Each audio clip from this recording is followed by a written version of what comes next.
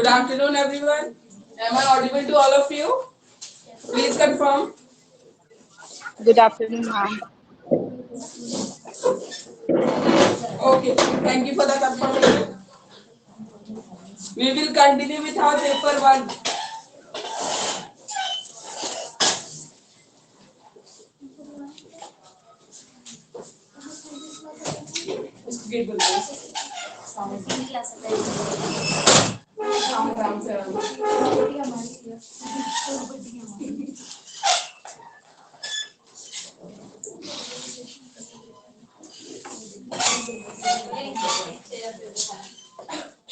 We will continue with paper 1, unit 4.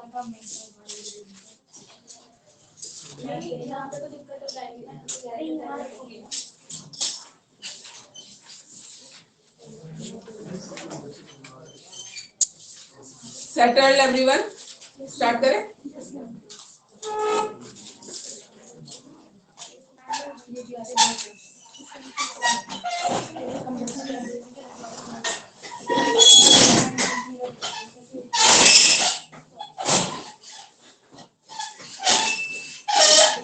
Second, हो गया?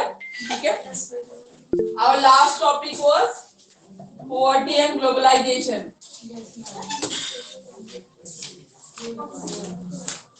ये हमने डिस्कस कर लिया था. ठीक है? Positive facts, negative facts. Ma'am third unit अभी थोड़ा सा रह रहा है. कौन सा? थर्ड यूनिट रह गया अभी करता था. मैम आपने बोला था कि नेक्स्ट क्लास में पढ़ना था. अच्छा, इसलिए हमने छोटा टॉपिक स्टार्ट कर लिया. कोई सपोर्ट कर लेते फिर इधर आ जाएंगे. ठीक है? नहीं? क्यों? करना है. ठीक है? अच्छा, ब्रूनर डिस्कवरी लर्निंग पे रह गया था ना. करेंगे, ये कर जो कर रहे हैं इसको कंप्लीट करते फिर इधर आ जाएंगे. ठीक है? मैम पेज टॉपिक हमारे रहते हैं. We will cover that also. Excuse me ma'am, page number.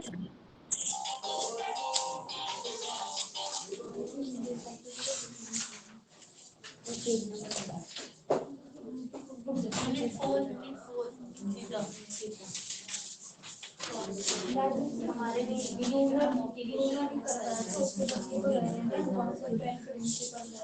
Current issues related to adolescence very very important. अब ये क्वेश्चन फोर्थ यूनिट में भी पूछता है. नहीं तो ये क्वेश्चन रिलेटेड है ग्रोथ एंड डेवलपमेंट से भी रिलेटेड है. ठीक है? दोनों जगह से रिलेटेड है. एडोलेसेंट स्टेज में क्या क्या इश्यूज आती है. ठीक है? और आप बीएड टीचर बनोगे, आपको वैसे बच्चों को ही डील करना है जो एडोलेसेंट स्टेज में होंगे. तो what you are going to do. ठीक है? What you are going to suggest that. क्या आप सजेशन दोगे, कैसे वो ओवरकम करेंगे इन चीजों को. Good afternoon. Issues related to adolescence.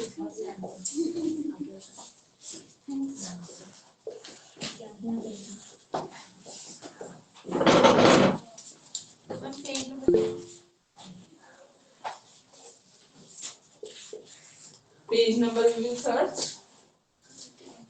Hello, good afternoon, ma'am. Hello, Yes.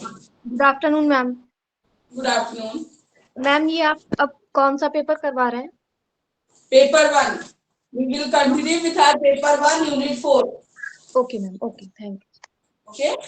Ma'am page number क्या है? Page number I am searching. I will let you know. Okay.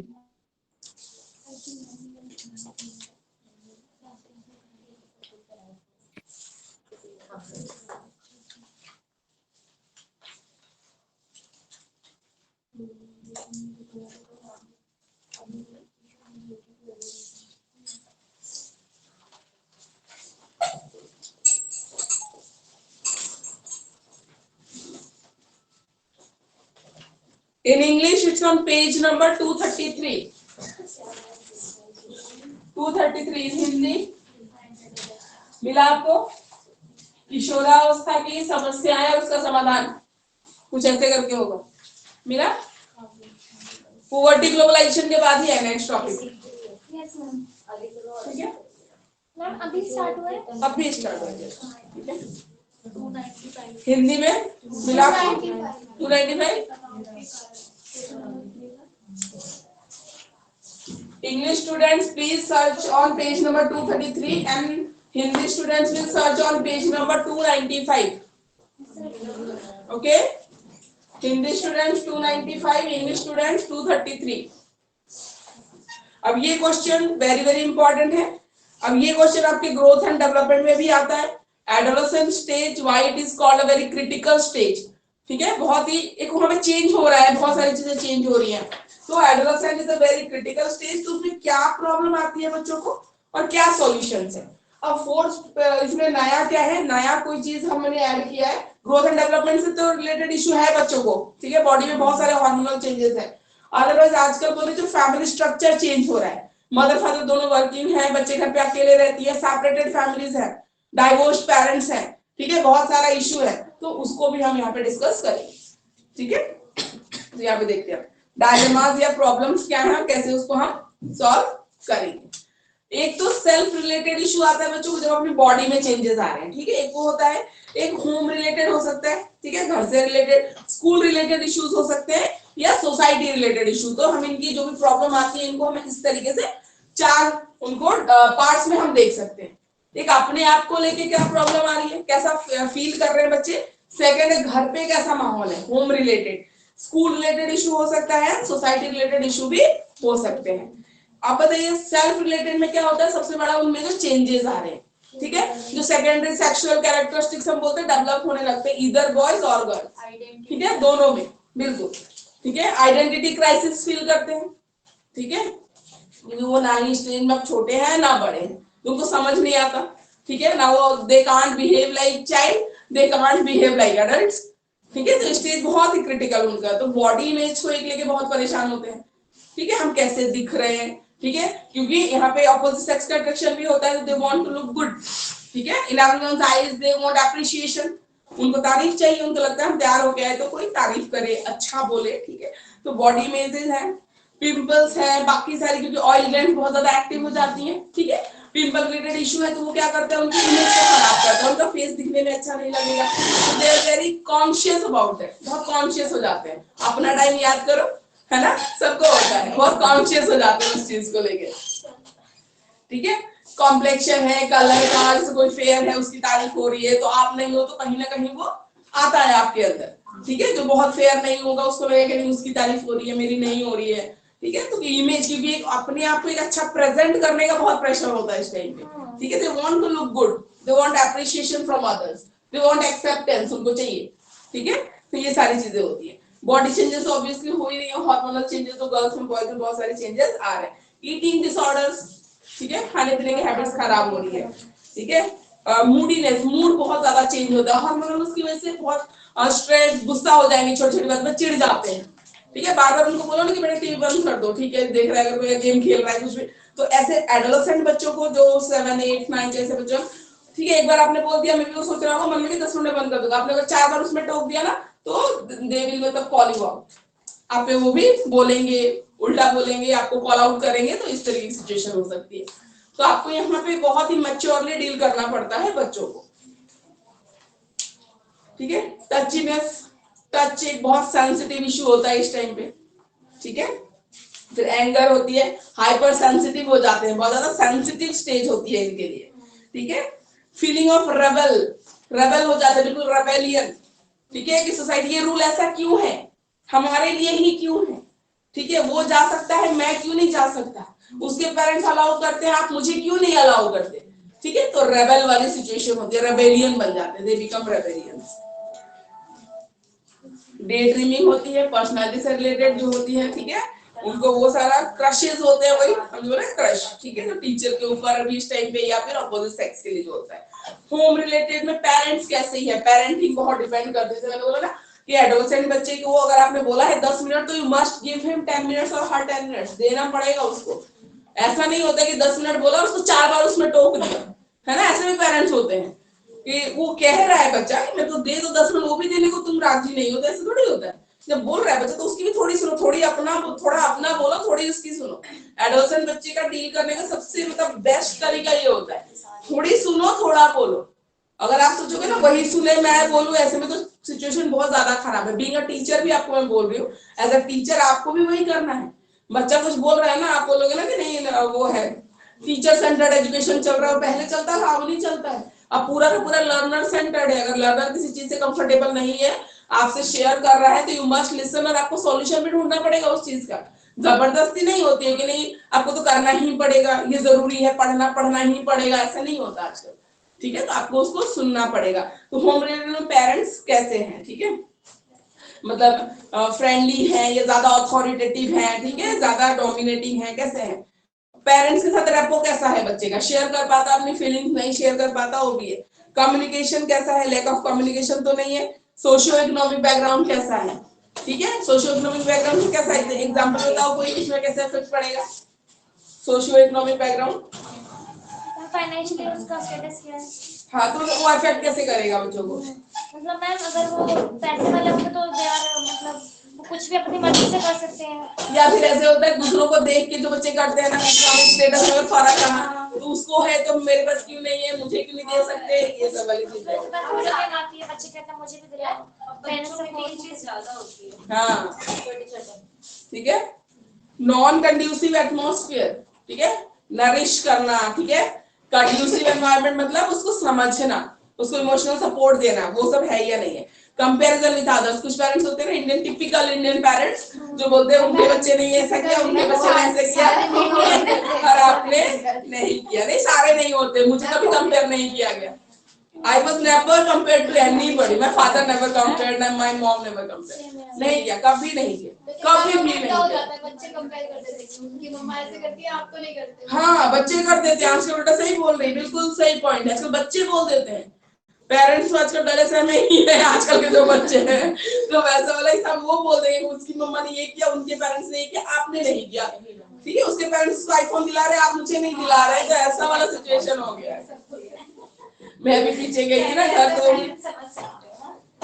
मेरी फ्रेंड का बेटा है, वो फर्स्ट क्लास में है, तो उसकी मम्मा है लेक्चरर है फिजिक्स की, तो उसको उतना आईफोन है उसके पास, वो उतना अपने काम के काम करती है, बस उसको उतना टाइम भी नहीं होता, लेक्चर प्रिपेयर करते, लैपटॉप भी मोस्टली यूज होता है उसका, फोन कम यूज होता है। तो कुछ गेम्स का फीचर था, तो अपनी मम्मा को कहते थे एंड्रॉइड फोन पे बहुत जल्दी हो जाते हैं, आईफोन में है थोड़ा सा दिक्कत, सब कुछ नहीं होता।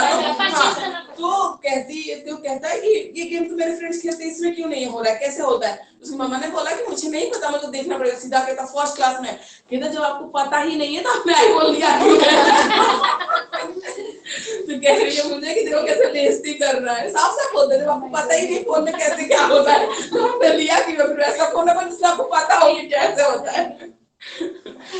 ऐसे मैं एंड्रॉइड रखूंगी। तो बच्चा ऐसे बोलता है फर्स्ट क्लास में, उसको क्या पता कि फीचर्स अलग होते हैं, कौन उसको समझाएगा, वो ऐसे बोलता है। ठीक है, स्कूल रिलेटेड, ठीक है, स्कूल रिलेटेड में टीचर्स कैसी हैं, स्ट्रिक्ट हैं, फ्रेंडली हैं, लेकिन एक चीज तो मन में बिठा लो, एडोलेसेंट बच्चों के साथ एकदम स्ट्रिक्टनेस नहीं चलेगी। एज अ टीचर आपको स्कूल ज्वाइन करते हो, आपको सीनियर क्लास मिलती है ना, आप सोचोगे एकदम स्ट्रिक्ट बन के आप काम चलाओगे तो चलेगा ही नहीं, आपका बिल्कुल भी काम नहीं चलेगा, बच्चे सुनेंगे ही। प्यार से तो तुम अपनी दो सुना लो, उसकी चाहे एक ही सुन लो प्यार से, तो भी चलता है, दे विल कॉम्प्रोमाइज, सुन लेंगे, ऐसा कुछ नहीं है। लेकिन डांट के सोचोगे सारी तुम्हारी सुने, एक भी नहीं सुनेंगे, मैं कहती हूँ एक भी नहीं सुनेंगे। आजकल का ऐसा सिचुएशन है ना, तो आपको फ्रेंडली, लेकिन उसमें भी बॉर्डर ड्रॉ करना पड़ेगा, कितना मुझे रहना है, जिस प्यार से है, लेकिन जहाँ जरूरत है वहाँ डांट भी रहे, समझा भी रहे, तो वो समझ बिल्कुल बहुत जरूरी है। बहुत ज्यादा ओपन अप हो जाओगे, बहुत ज्यादा फ्रेंड रेस्पेक्ट नहीं करेंगे, बहुत सारी चीजें हैं, तो आपको वो अपनी लाइन ड्रॉ रखनी पड़ेगी कि कहाँ पे फ्रेंडली होना है और कहाँ नहीं होना है, कहाँ बैक स्टेप लेना है कि यहाँ नहीं। उसके बाद है पार्शियल ट्रीटमेंट, बच्चों से जो टीचर्स कर देती है ना, जो फेवरेट स्टूडेंट होता है उसको ज्यादा सपोर्ट, बाकी को एकदम, तो ये नहीं होना चाहिए।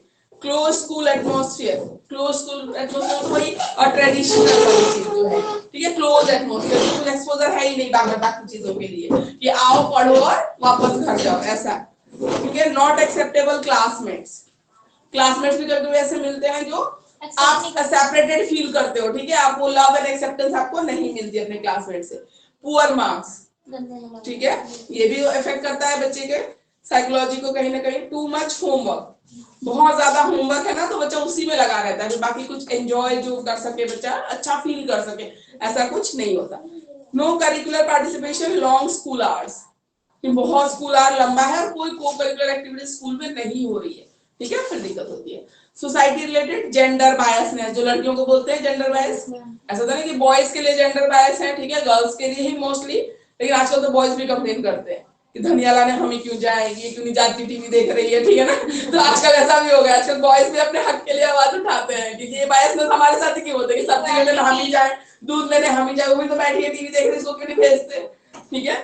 तो हम, मुझे तो लगता है उल्टा ही था, हम तो कुछ करते ही नहीं, मेरा भाई ही करता था सब कुछ, वही करता था, हम तो आराम से ही रहते थे। जैसे दिल्ली में बस फ्री है गर्ल्स के लिए, हाँ। बॉयज के लिए लड़कों को बहुत बुरा लगता है। नहीं, बुरा क्या, मेट्रो में बेचारे थके हारे बैठे तो उसमें कोई खड़ा कर दे फिर कितना बुरा लगता है कि हम भी तो थके हारे ही आए, हमें खड़ा कर, तुम्हारे लिए कोच है फिर भी तुम सीट मांगते हो, है ना। बहुत दुखी है बेचारे वो भी, अब क्या किया जाए। तो जेंडर बायस है उनका भी मेंशन करना जरूरी है। आगे की साइड में बैठते हैं, कुछ लोग तो पीछे बैठ जाते हैं जबरदस्ती। कहाँ पीछे? मैम ऑटो में जो आगे बैठते हैं ना, कुछ लोग हाँ। लोकल एरिया, वहाँ पीछे ही बैठे रहेंगे, लेडीज को कहते हैं तुम आगे बैठ जाओ। हाँ, तो उन्होंने भी पैसे दिए ना, यहाँ पे बायसनेस फील होता है उनको कि भाई ऐसा क्या है, मतलब ये अभी तो उनकी भी दुखियता शामिल करनी पड़ती है, जो हालत है उनकी, अब तो वो भी आवाज उठाते हैं अपने लिए। मेरे फ्रेंड था मैम, वो बता रहा था उसने अपने इतना दुख गिना दिया, तो मुझे ऐसा लगा कि ये तो बहुत ही परेशान हो, मतलब मैं लगता है कि मैं लड़का होना चाहिए, बट उसका दुख सुन के मुझे लगा मैं जैसी हूँ मैं सही हूँ। नहीं होता है ऐसा। बहुत दुख है उसको, बहुत दुख, वैसा कैसे करते हैं, ऐसे करते हैं, तेरे हॉस्पिटल में जाएंगे जरा आप 18 साल से उठो तो खुद ही करो, हमें नहीं लगता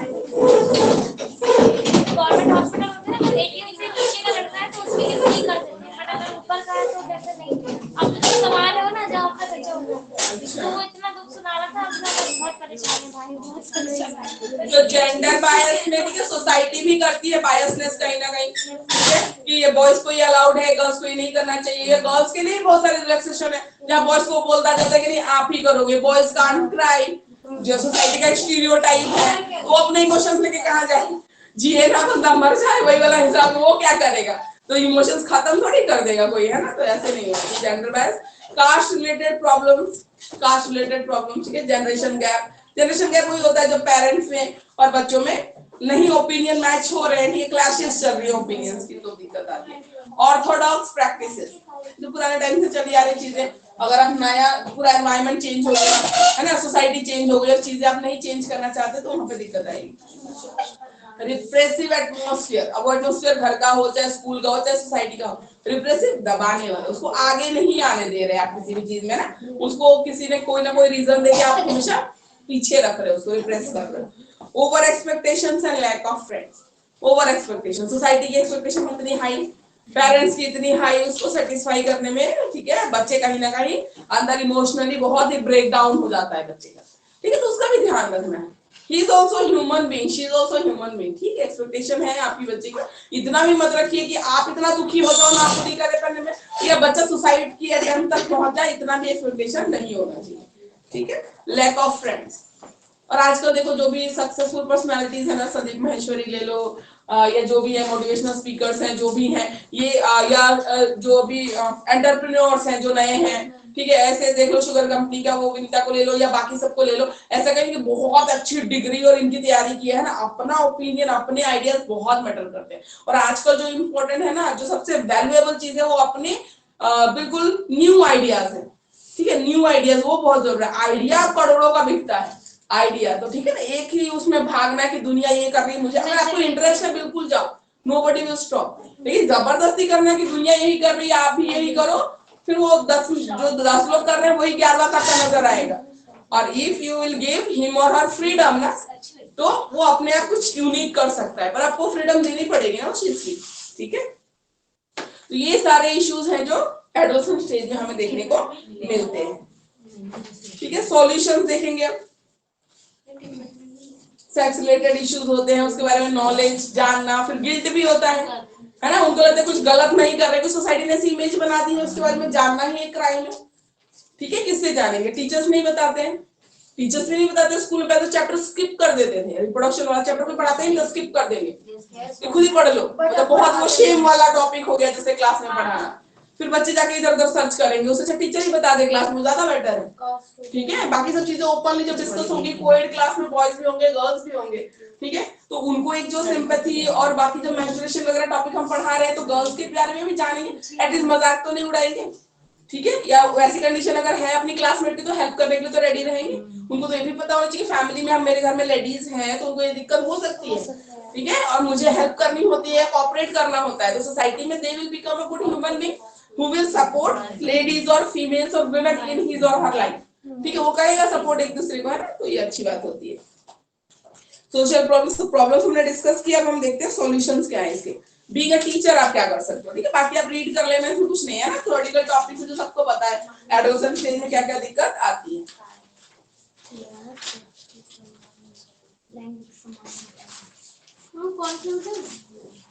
हाँ, या फिर एज अ टीचर इधर आगे भी है, एक मिनट, इधर रोल ऑफ टीचर, ये देखो 232 पेज नंबर पे रोल ऑफ टीचर है इंग्लिश में। हिंदी में देखिए, हिंदी में भी है ना पेज नंबर 298।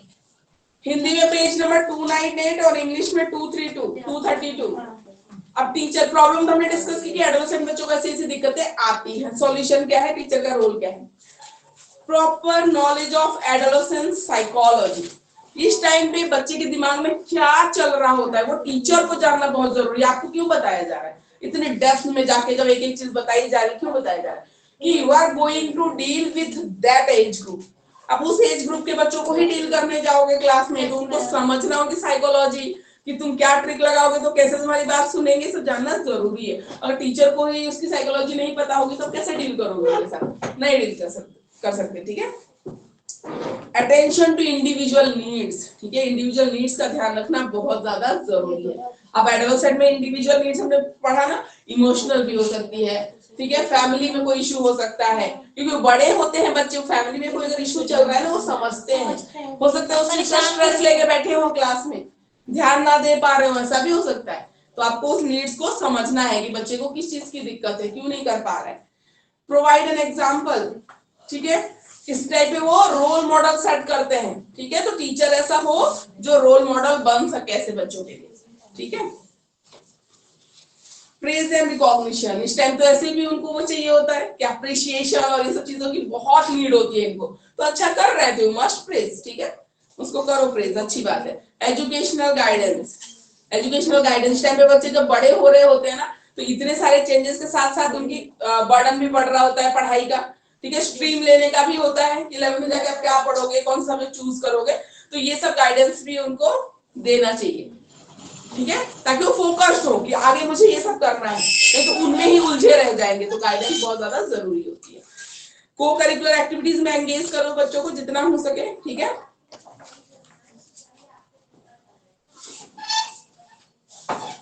को करिकुलर एक्टिविटीज में उनको एंगेज रखना ताकि मोनोटोनस ना हो जाए चीजें, है ना, बच्चे बढ़ रहे हैं, नया नया कुछ होता है तो they excited, they are very excited रहेंगे। बीच में गेम्स का पीरियड भी रख लो, थोड़ा फिजिकल एक्सरसाइज भी हो जाए, थोड़ा चेंज भी हो जाएगा बच्चों को। ऐसा ही 12th की क्लास है, 10th की क्लास है, बोर्ड के तो सारे दिन तुम बिठा के रखोगे तो वो सही नहीं है, ठीक है। हाँ, वो होता है बोल देंगे सीधा गेम्स पीरियड कैंसिल कर देंगे, ऐसे कर देंगे, बोलेंगे कि आपका तो बोर्ड का एग्जाम है, आप बैठो। हमारे साथ भी होता था ऐसे टाइम में, 10th पीरियड में नहीं जाने देते, गेम्स पीरियड नहीं जाने देंगे, को करिकुलर एक्टिविटीज से भी निकाल बाहर करते हैं। उस टाइम तो आगे कितना प्रेशर था जब हम पढ़ते थे, अब तो दूसरे कम सब स्किप कर देते हैं 10th को, नहीं कि आपकी क्लासेस चलेंगी, एक्स्ट्रा क्लासेस चलेंगे, ठीक है, तो ऐसा नहीं होता। बीच में तो एक स्किप कराओ, एक इन्वॉल्व करने से बिल्कुल, वो तो बहुत जरूरी है। पढ़ते पढ़ते उसका दिमाग थक चुका है, कह रहे अभी भी पढ़ोगे, नहीं फायदा नहीं, जा नहीं रहा ना अंदर, फिर क्या फायदा है। मैम एक हमारी टीचर थी, लंच भी नहीं करने देती थी, हम तो लंच करना है, लंच नहीं करो, कौन साइंस पढ़ रहा है, नंबर आ जाएंगे। ऐसे टीचरों का कुछ नहीं हो सकता। हमने भी यही बोला था। रेंडरिंग प्रॉपर सेक्स एजुकेशन, ठीक है, मान लो आप साइंस के टीचर नहीं हो, आप इंग्लिश के टीचर बनोगे, आप मैथ्स के टीचर बनोगे, ठीक है, फिर भी अगर कोई क्वेरी आ रही है इस तरीके की बच्चे जिससे परेशान हो रहा है और आपके पास आता है सॉल्यूशन के लिए सेक्स रिलेटेड इशू, तो यू मस्ट गिव हिम और हर प्रॉपर आंसर, ठीक है, विथ लॉजिक, और बढ़िया से उसको समझाना है। ये नहीं बोल रहा है कि go and ask your science teacher, ऐसा नहीं होता है, ठीक है, कि भाई वो चैप्टर पढ़ रहे हो ना तो वहीं पे जाके समझा सकते, आप भी टीचर हो ना, और ये जनरल एक इशू है जो बच्चा फेस कर रहा है, जिसको दिक्कत आ रही है, तो आप गाइड क्यों नहीं कर सकते, कर सकते हो, ठीक है, तो ऐसा कुछ नहीं होता।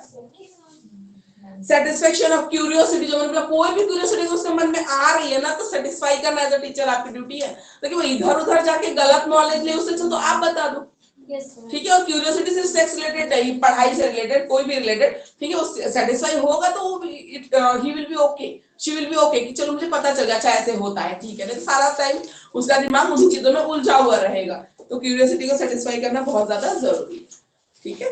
उसके बाद कुछ स्पेशल टॉपिक्स इसमें थे, इंक्रीजिंग लोनलीनेस जो आजकल बच्चों में बढ़ता जा रहा है, ठीक है। चेंजिंग यहाँ सिलेबस में है, मतलब एक दो टॉपिक बोला कि स्पेशली डिस्कस करो इसमें प्रॉब्लम्स में, ठीक है। Increasing loneliness, changing family structure and rising permissiveness. Ma'am ये तो सिर्फ क्वेश्चन में दे रहा था, आंसर में सिलेबस कुछ नहीं है इसमें, मैं थोड़ा सा बता दूंगा, अपने आप लिख पाओगे। इंक्रीजिंग लोनलीनेस कैसे बढ़ रहा है आजकल के बच्चों में? फोन के थ्रू, सही में फोन के थ्रू नहीं, स्टोरी देखते हैं हम बिल्कुल। लोग, फिर हम क्यों नहीं एंजॉय कर रहे? वो अलग रो रहा है अपने दुख में बच्चा। हाँ नहीं, ऐसा में होता है। और लोनलीनेस का ये भी आजकल फैमिली स्ट्रक्चर जो बोल रहे हैं ना इसमें, ठीक है। चेंजिंग, ये सिलेबस का टॉपिक है, मैं आपको बता रही हूँ। बोला है कि एडोलेसेंट की प्रॉब्लम में ना इन तीनों को स्पेशली इंक्लूड करना है। अब ये क्वेश्चन आप हमने फिजिकल वाइज डिस्कस किया, तो ये ग्रोथ एंड डेवलपमेंट के लिए भी आपका हो जाएगा और यहाँ से 4th यूनिट के लिए भी हो जाएगा, और इम्पोर्टेंट ये लॉन्ग क्वेश्चन में आता है, ठीक है। लोनलीनेस और चेंजिंग फैमिली स्ट्रक्चर, इससे भी तो लोनलीनेस आ रहा है। पहले जॉइंट फैमिलीज होती थी ना, तो बच्चों को डिप्रेस होने का टाइम नहीं मिलता था। पहले वो चाचा कुछ कह रहा था, ताया कुछ उसमें बिजी रहते थे। पहले जॉइंट फैमिली थी, अब एकल है, मतलब हाँ, न्यूक्लियर फैमिली है, ठीक है। वो आजकल एक जोक आया ना, वो दादी को कहते हैं, दादी मैं डिप्रेशन में जा रही हूँ, दादी कहती है कहीं भी जा रहा है, शाम को पहले घर वापस आ जा।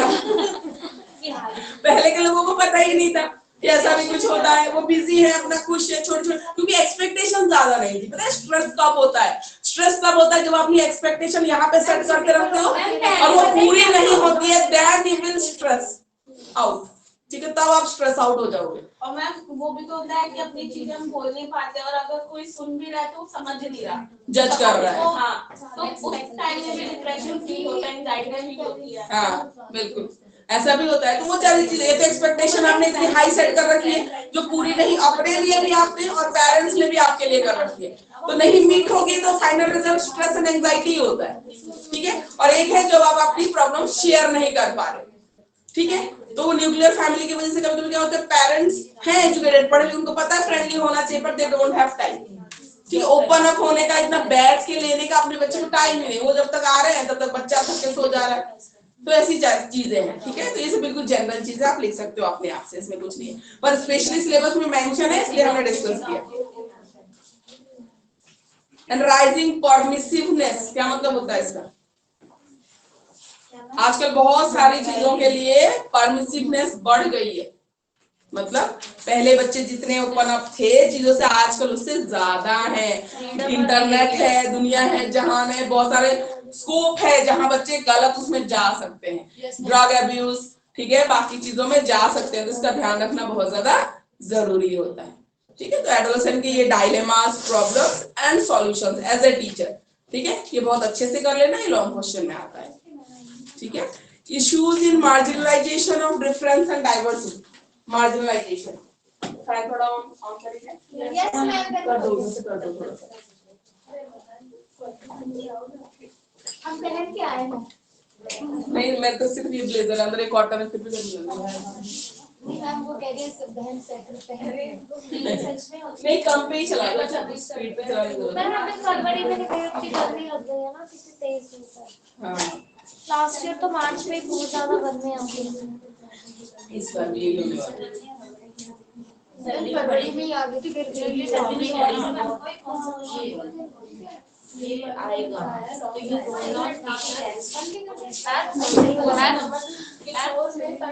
आपने जो अभी बताया है, ये क्लास, ये रोल ऑफ टीचर के अंदर इंक्लूड करना है ना हमें।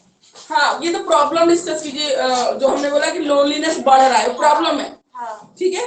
सॉल्यूशन में हम बोलेंगे एज अ टीचर आपको फ्रेंड, फिलोसोफर, गाइड वाला रोल प्ले करना पड़ेगा, ठीक है, एडोलेसेंट बच्चों के लिए।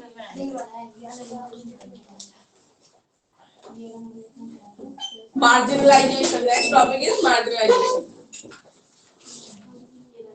हिंदी में आई थिंक इसको बोलते हैं सीमांतीकरण, ठीक है, वही बोलते हैं ना, मार्जिनलाइजेशन, डाइवर्सिटी नहीं, मार्जिनलाइजेशन, सीमांतीकरण ही है ना। आप मुझे याद हो गए कुछ वर्ड पढ़ाते पढ़ा।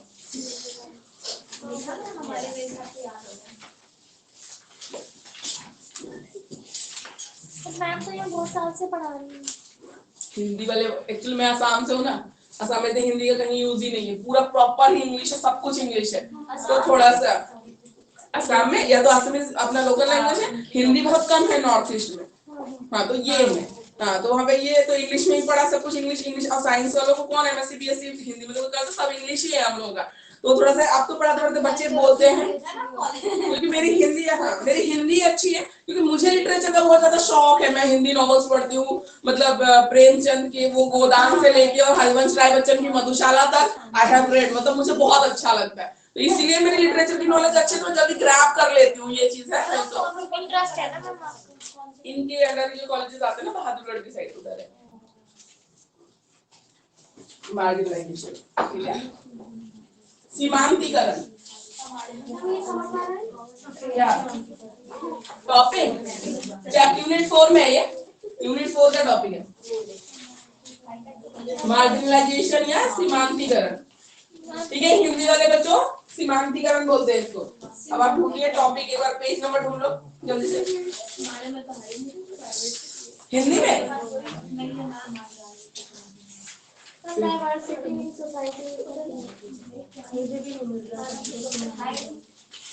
यही है, डिफरेंस एंड डाइवर्सिटी है, वो उसी में आएगा ये मार्जिनलाइजेशन, ठीक है। आपकी डिफरेंस एंड डाइवर्सिटी अगर है ना हिंदी में, उसके अंदर ही मार्जिनलाइजेशन टॉपिक आता है। तो डिफरेंस एंड डाइवर्सिटी मिल रहा है तो वहीं से देखो। Society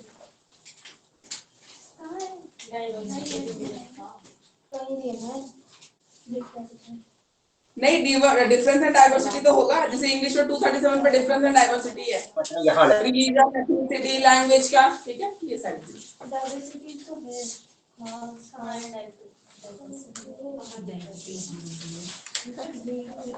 issues in marginalisation of difference and diversity, ठीक है। ये टॉपिक है आपका सिलेबस में, हिंदी में नहीं है। मैम एक बार आप बुक देखना जरा। दिखाइए एक बार हिंदी को। मैम हमसे नहीं, डिफरेंस एंड डाइवर्सिटी तो साफ साफ दे रखा है 237 पे, देखिए मैम ये वाले में दे रखा जो आपने लिखवाया है।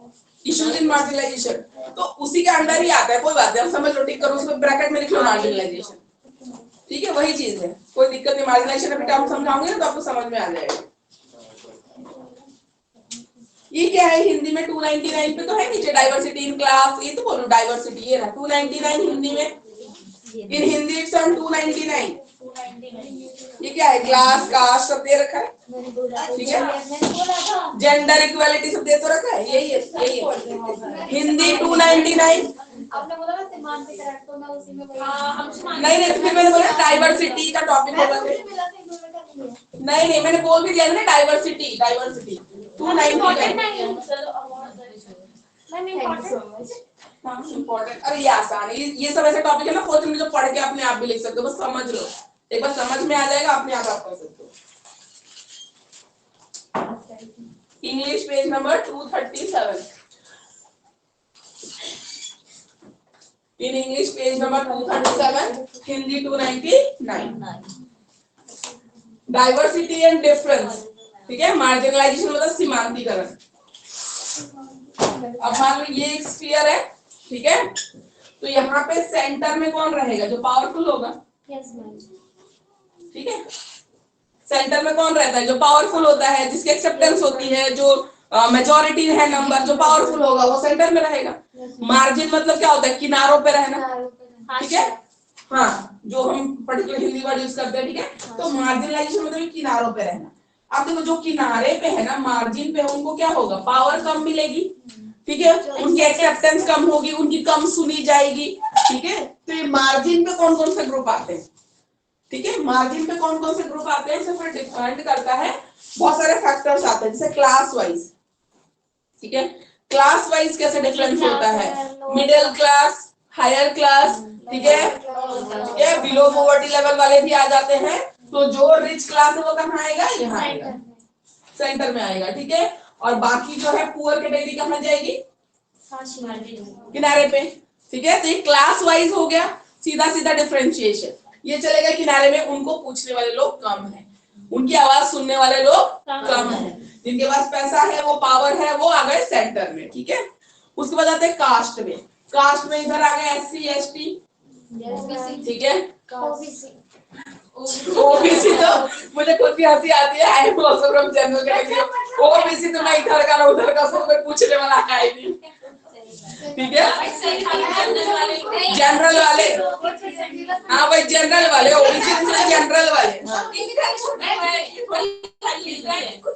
एक ही है ओबीसी और जनरल, एक ही, उसकी कोई अलग थोड़ी कुछ नहीं है, कुछ नहीं। SC ST में हम रखते हैं, ठीक है, जिनकी है तो ये चले जाते हैं किनारों पे, ठीक है। और बाकी जो है कास्ट, जो पावरफुल कास्ट है, ठीक है, वो उधर आ जाएंगे, हाँ वो आएंगे सेंटर में, ठीक है। कास्ट वाइज जो डिफरेंशिएशन चल रहा है। बाकी आएंगे रिलीजन में, रिलीजन में जो मेजोरिटी है वो सेंटर में, जो माइनॉरिटी है, सिख है, मुस्लिम है, ये सब कहाँ जाएंगे, किनारे पे, ठीक है।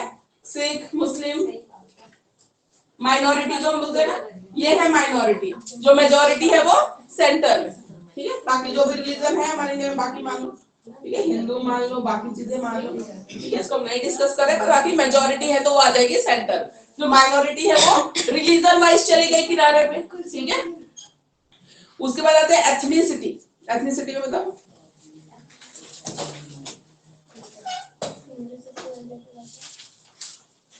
एथनिसिटी, ठीक है, उनका अपना कल्चर, ठीक है। एथनिसिटी उनकी अपनी एथनिसिटी है। फूड बिहेवियर बोलो, ड्रेसिंग सेंस बोलो, एथनिसिटी में क्या आता है, ये सब चीजें एथनिक ट्रेडिशंस है, ठीक है। तो एथनिसिटी की वाइज भी देखो, जो स्टेट्स है ना सेंटर में है, ठीक है, जिनपे वो है, जिनमें ये बोले इलेक्शन के लिए सीट्स ज्यादा है, तो उनको खुश करने के लिए उनकी लैंग्वेज में गाने, बाकी चीजें, समझ रहे हो। तो एथनिसिटी भी कहीं ना कहीं क्लास पे और उस पे डिपेंड कर रहा है, या आप समझ लो गवर्नमेंट के इलेक्शन के सीट के हिसाब से चल रहा है, तो ऐसे भी चल रहा है। तो एथनिसिटी भी एक फैक्टर होता है। तो क्या बोलोगे आप? मणिपुर में कितना प्रॉब्लम हुई है, हाँ, कोई देखने कोई में नहीं देखने गया भी नहीं गया ना, प्रधानमंत्री ने कुछ बोला। कोई तो बोलना तो चाहिए, बोलने में क्या जा रहा है, आपका तो बोलो तो सही कि हम गलत तरीके से किया। अब जो इंडिया के सेंटर के लोग हैं उन्होंने आवाज उठाई, तो उनको कह रहे हैं भाई, तब जाके एक दो बंदे अरेस्ट किया, नहीं तो कुछ भी नहीं। ठीक है। लैंग्वेज में भी देखो, मोस्टली हमारा इंडिया जो है हिंदी स्पीकिंग है, ठीक है। तो हिंदी स्पीकिंग है, तो यहाँ पे जो हिंदी स्पीकिंग स्टेट्स है, बिहार हो गया, यूपी हो गया, हरियाणा हो गया, पंजाब हो गया, जहाँ पे पंजाबी हिंदी सब मिक्स चलता है। तो जहाँ पे अपनी लैंग्वेज का डोमिनेंस है ना, वो है सेंटर पे, और बाकी जो रीजनल लैंग्वेजेस है कहीं पे कम लोग बोल रहे हैं उसको, वो कहाँ पे चला जाएगा, वो चला जाएगा मार्जिन पे, ठीक है। तो लैंग्वेज वाइज भी चले जाते हैं मार्जिन पे। उसके बाद आते हैं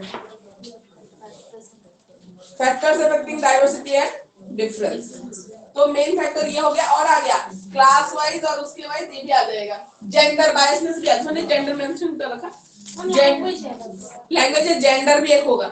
जेंडर में वीमेन आ जाएगी इधर, जेंडर में वीमेन हमेशा मार्जिन पे आती है, ठीक है। मेल पॉपुलेशन हमेशा सेंटर में आती है, पावर में आती है, ठीक है। वीमेन, चिल्ड्रन, ठीक है, छोटे बच्चे हैं जो अपने लिए आवाज नहीं उठा सकते, छोटे हैं, हाँ, वो अपने राइट्स के लिए नहीं बोल सकते, दे आर जस्ट चिल्ड्रन, तो ये सब कॉर्नर पे आते हैं। ओल्ड जनरेशन, ओल्ड तो फिर भी चलो अचीव कर चुके होते हैं, उनके पास होती है चीजें, लेकिन वीमेन और चिल्ड्रन बहुत ही वल्नरेबल कंडीशन है उनकी, हाँ कर लेंगे हम, ठीक है, क्योंकि उनके पास भी अभी पेंशन क्यों देते हैं, क्योंकि मार्जिन पे आ गए हैं एक स्टेज पे आके, चलो ओल्ड ग्रुप भी अपने लिए आवाज उठा सकते हैं, घर में बच्चे कैसे बिहेव कर सकते हैं, रोटी देंगे नहीं देंगे, ठीक है। तो ये सारा है आपका, समझ में आपको मार्जिनलाइजेशन या सीमांतीकरण कैसे, class wise, religion wise, language wise हमने क्या किया है। मतलब कोई बोल नहीं रहा है कि क्लियर पार्टीशन है, पर तुम देखोगे, एनालिसिस करो, क्लियर पार्टीशन है, बिल्कुल क्लियर है। कुछ चीजें हैं जो पावर है, सेंटर में है, पावरफुल है, बाकी सब चले गए किनारों पे, उनको पूछने वाला कोई नहीं है। तो दिस इज कॉल्ड मार्जिनलाइजेशन। तो उसके फैक्टर्स क्या है, क्लास वाइज हमने मार्जिन पे फेंक दिया किसी को, हमने किसी को कास्ट वाइज फेंक दिया, language wise, ethnicity wise, gender wise, ठीक है। इन सब चीजों से हमने किसी ग्रुप को फेंक दिया मार्जिन पे, कोई रह गया पावरफुल सेंटर। तो दिस इज कॉल्ड मार्जिनलाइजेशन, इसी को बोलते हैं किनारों पे डाल देना, ठीक है। ऐसे फैक्टर्स उसके बेसिस पे हमने क्या किया, किनारों पे डाल दिया, इनकी ना कोई पूछ है, ठीक है, ना इनकी कोई सुनता है, ठीक है। इसीलिए जो गवर्नमेंट होती है ना, वुमेन के एज रिलैक्सेशन गवर्नमेंट जॉब में, SC ST को मार्क्स रिलैक्सेशन इसकी वजह से, ठीक है। और ये ट्राइबल भी सुना देंगे, ठीक है। ट्राइबल जो पीपल होते हैं उनके लिए भी अलग अलग जो रूल्स होते हैं, इसलिए होते हैं क्योंकि ये सब मार्जिन में आते हैं। बच्चों के लिए free education, free and compulsory education, और बाकी चीजें जो बात की जाती है इसलिए की जाती है, ठीक है। लैंग्वेज की प्रिजर्वेंस की बात की जाती है कि जो कम लैंग्वेज बोलने वाले लोग हैं अपनी लैंग्वेज में बुक्स को पब्लिश करिए, राइटर को प्रमोट करिए कि लिखे पढ़े, ठीक है, उस लैंग्वेज को एनहांस करना, उसको प्रमोट करना, ठीक है, स्प्रेड करना। तो ये सारी चीजें जो माइनॉरिटीज हैं उनके लिए अलग राइट्स हैं, वो अपना एजुकेशनल इंस्टीट्यूट खोल सकते हैं, पढ़ा सकते हैं, ठीक है। तो ये है, मदरसे वगैरह खोल सकते हैं, मुस्लिम्स को परमिशन, सिख वगैरह तो अपने गुरुद्वारे वगैरह में पढ़ा सकते हो आप अपनी लैंग्वेज, चाहे अपनी गुरबानी जो भी है आप उसको पढ़ा सकते हो, समझा सकते हो, क्योंकि माइनॉरिटी है वो बिल्कुल खत्म हो जाएंगे अगर वो नहीं सिखाते करते तो खत्म हो जाएंगे, इसलिए माइनॉरिटीज के लिए अलग से राइट। मैम आजकल लैंग्वेज ज्यादा सीख रही हूँ क्योंकि मैम गवर्नमेंट जॉब जो होता है वहाँ पे एक पेपर जो होता है वो उस जगह में स्टेट का नहीं होता है। स्कूल। हाँ, जो स्टेट का पेपर होता है वो तो अपना करेगा ना, बाहर का जो होगा तो फिर उस हिसाब से, ठीक है। तो अब आपको मार्जिनलाइजेशन का कॉन्सेप्ट समझ में आ गया, मार्जिन क्या होता है, ठीक है, और किन किन फैक्टर्स की वजह से कुछ मार्जिन पे चले गए हैं, कुछ सेंटर पे रह गए हैं। Online students, any issues, any doubt? No ma'am. No ma'am. No ma'am.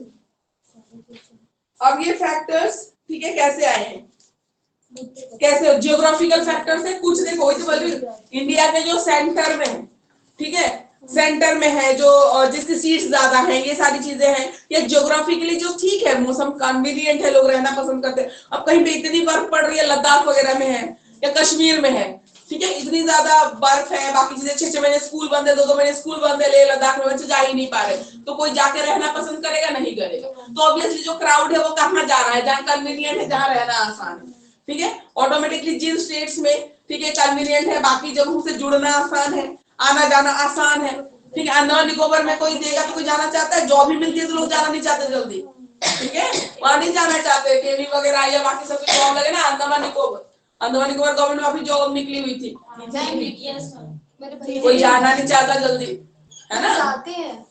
बहुत कम जाते हैं। देखो अनमैरिड वगैरह तो फिर भी चले जाओ, कोई दिक्कत नहीं है, मैरिड वगैरह जैसे बाकी प्रेफर करेंगे वो तो नहीं करेंगे ना, इतनी दूर जाना, फैमिली से दूर रहना सब तो प्रेफर नहीं करता है, तो ये भी चीजें होती है। तो कहीं ना कहीं ज्योग्राफिकल फैक्टर भी डिपेंड करता है, ठीक है। ये नॉर्थ ईस्ट वाला पार्ट है, वो बहुत दूर है, बहुत दूर। तुम राजधानी से भी जाओगे ना, मेरे घर जाने में 3 दिन लगते हैं, राजधानी से 2.5 days लग जाएंगे तुमको, राजधानी नॉर्मल ट्रेन में बात नहीं कर, तो हम जाते ही नहीं, मतलब इन्हें 3 दिनों तो पागल हो जाओगे जर्नी कर करके। तो मैं तो अपना फ्लाइट लेती हूँ तो भी मतलब यहाँ से मेरे को जाने 2 घंटे पूरे लगते हैं एयरपोर्ट तक, फिर वहां से 1 hour 40 minutes लगता है मुझे घर तक, तो बहुत दूर है। तो फ्लाइट से 2 hours की फ्लाइट की यहाँ से, हाँ, फ्लाइट से 2 hours लगते हैं, और फिर घर से पास में है मेरा तो 40 minutes to 1 hour लग जाता है, 2.5 लग जाएंगे, सोचो वहां से क्लास में।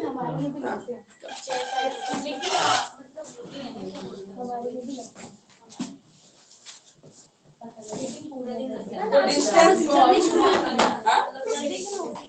नहीं टाइम से शुरू हुई थी, ठीक है, तो दूर है, और कनेक्शन भी, फ्लाइट्स भी है ना जो, वो भी बहुत कम, जैसे मेरे घर के जो बिल्कुल नियर बाय एयरपोर्ट है ना, जोरहाट पड़ता है, वहां तक फ्लाइट आपको बहुत कम है, 1 या 2 फ्लाइट है ही नहीं, बहुत मुश्किल से, बहुत पहले बुक करना पड़ता है। अदरवाइज गुवाहाटी है जो असम का कैपिटल नामरूप होता है, कामरूप, तो उसके पास जो मेन जो कमर्शियल आप कैपिटल कह सकते हो असम का, वो गुवाहाटी है, तो वहां तक जब जाते हो ना तो वहां तक आपको सारी फ्लाइट मिलती है, फिर वहां से मेरा घर लग जाता है 4.5 hours लग जाएगा बाई का, बहुत दूर हो जाता है। तो नियर बाई वाले में मैं जाती हूँ तो 40 मिनट में घर पहुंच जाऊँ, तो उसकी फ्लाइट बहुत कम है, कनेक्टिविटी कम है। तो कहीं कहीं एग्जाम्पल में आपको ये दे रही हूँ, जियोग्राफिकल बैरियर बहुत मैटर करता है। यहाँ दिल्ली से मुंबई की फ्लाइट आपको हर आवर्स में मिल जाएगी, 2-3 हर एयरलाइंस की मिल जाएगी, है ना, तो कनेक्टिविटी और बाकी सब चीजों का भी इशू रहता है। उसके बाद डेमोग्राफिक फैक्टर्स,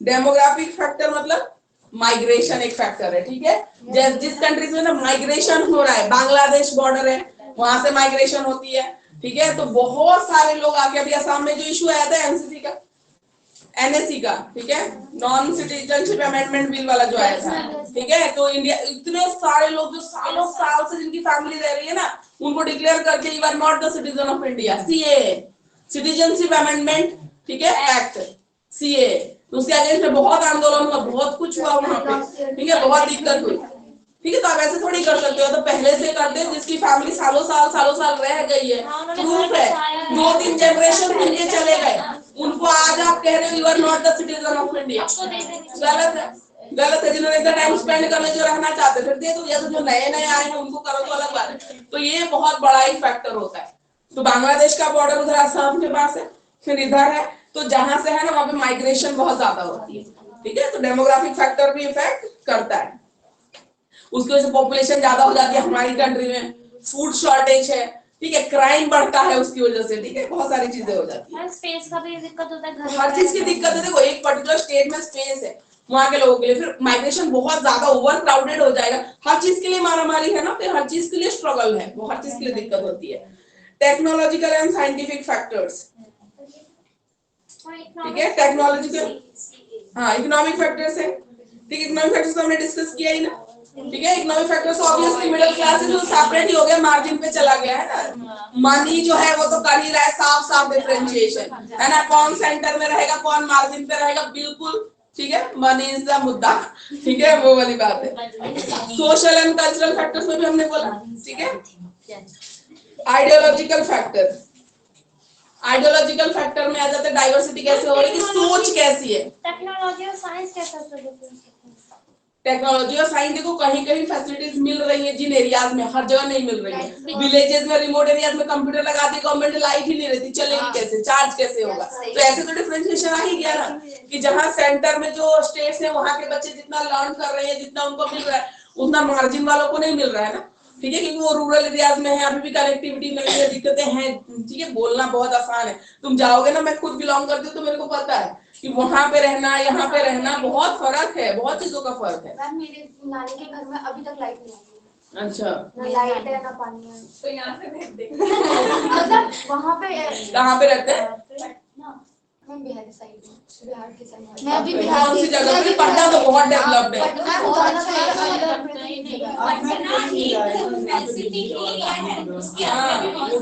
ज्यादा दिक्कत होती है। ऐसा तो कोई नहीं है, आजकल जो बिजली पानी होती है, हाँ ये होता है कि मतलब कट जाती है, थोड़ा सा इशू रहता है, ऐसा होता है। अब जाके सोलर पैनल लगे हैं। अच्छा, अब जाके लगे हैं।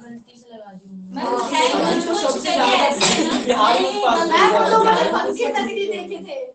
नहीं अब आने लग गई है, हमारे बाल क्या लगेंगे, अभी लग रहे थे बिहार में खंबा चोरी कर लिया लोगों ने, तालाब चोरी कर रहे हैं। ऐसे लोकेशन चोरी हो जा रहा है। तो वही देखो गवर्नमेंट भी करती है, कहीं ना कहीं सिटीजन की अपनी एक रिस्पांसिबिलिटी भी होनी चाहिए। तालाब चोरी की प्रेसिडेंट करो, इसलिए वो लोग जो फैसिलिटी मिलती है उसके लिए कि हमारे ये सब यहाँ क्लास इसको मैंने इंस्टाग्राम पे इसको देखा, क्या ना जो ट्रेन का वॉश बेसिन उसमें किसी ने गुटखा थूका हुआ है, तो किसी ने फोटो खींच लिया, कह रहे ये सेम जगह और भी ट्रेन्स में है। मेरा हमने तो लगा दिया, अब जो आप जो लोग हो आपको ध्यान रखना चाहिए। नहीं नहीं, देखो एक साइड से कोई चीज होती ही नहीं है, ब्लेम करना गवर्नमेंट कर भी रही है तो सिटीजन कहीं पे बिल्कुल रेस्पॉन्सिबल नहीं है। तो एक हाथ से तो ताली बजती नहीं है ना, आपको भी कोई चीज करनी पड़ेगी तब जाके होगा। कोई तो लिटरेसी रेट होगा तब उन्हें समझ आएगा उस चीज की वैल्यू। चीजों को अपना समझना वो बहुत वो है, स्कूल्स के एजुकेशन सिस्टम में ना वो चीज होनी चाहिए, उनको समझाना चाहिए बच्चों को। बिहार के स्कूल में ना शादी करवाते हैं, बताओ क्या देखो ऐसा है ना, सुनी सुनाई हर जगह की बहुत सारी बातें होती है, ऐसा नहीं होता है, ठीक है। स्कूल टाइम पे रात को तो फिर ऐसे तो बहुत सारी चीजें आ जाती है दूसरे स्टेट में, हरियाणा वगैरह में चौधरी चरण सिंह का बोलते हैं पेपर लगे घर पे लिख के देते हैं। हाँ बहुत नहीं, और भी कुछ यूनिवर्सिटी है उनका बहुत नाम बदनाम है। वैसे भी तुम लोग तो जा रहे हो ना एटलीस्ट एग्जाम देने जाते हो, फिर एग्जाम में मार्क्स वगैरह फाइल बना रहे हो, बैठे बैठे तो नहीं नंबर मिल रहा, पढ़ रहे हो ना, मेहनत कर रहे हो। कुछ कुछ यूनिवर्सिटी हरियाणा कैसे बोलते हैं जो घरों पे पेपर लाके लिख के सबमिट कर रहे हैं, ठीक है। पास करने की क्षमता ज्यादा होती है, इसीलिए वहाँ ज्यादा बच्चे पढ़ते हैं। यही प्रूफ है कि यूपीएससी हर साल रिजल्ट देती है बिहार में, ठीक है। तो ऐसा नहीं है, सबका प्लस माइनस। और हम गारंटी देते हैं मैम, अगर सिलेबस से इंग्लिश हटा दिया जाए यूपीएससी से तो 90% कवर यूपी होगा। सही बात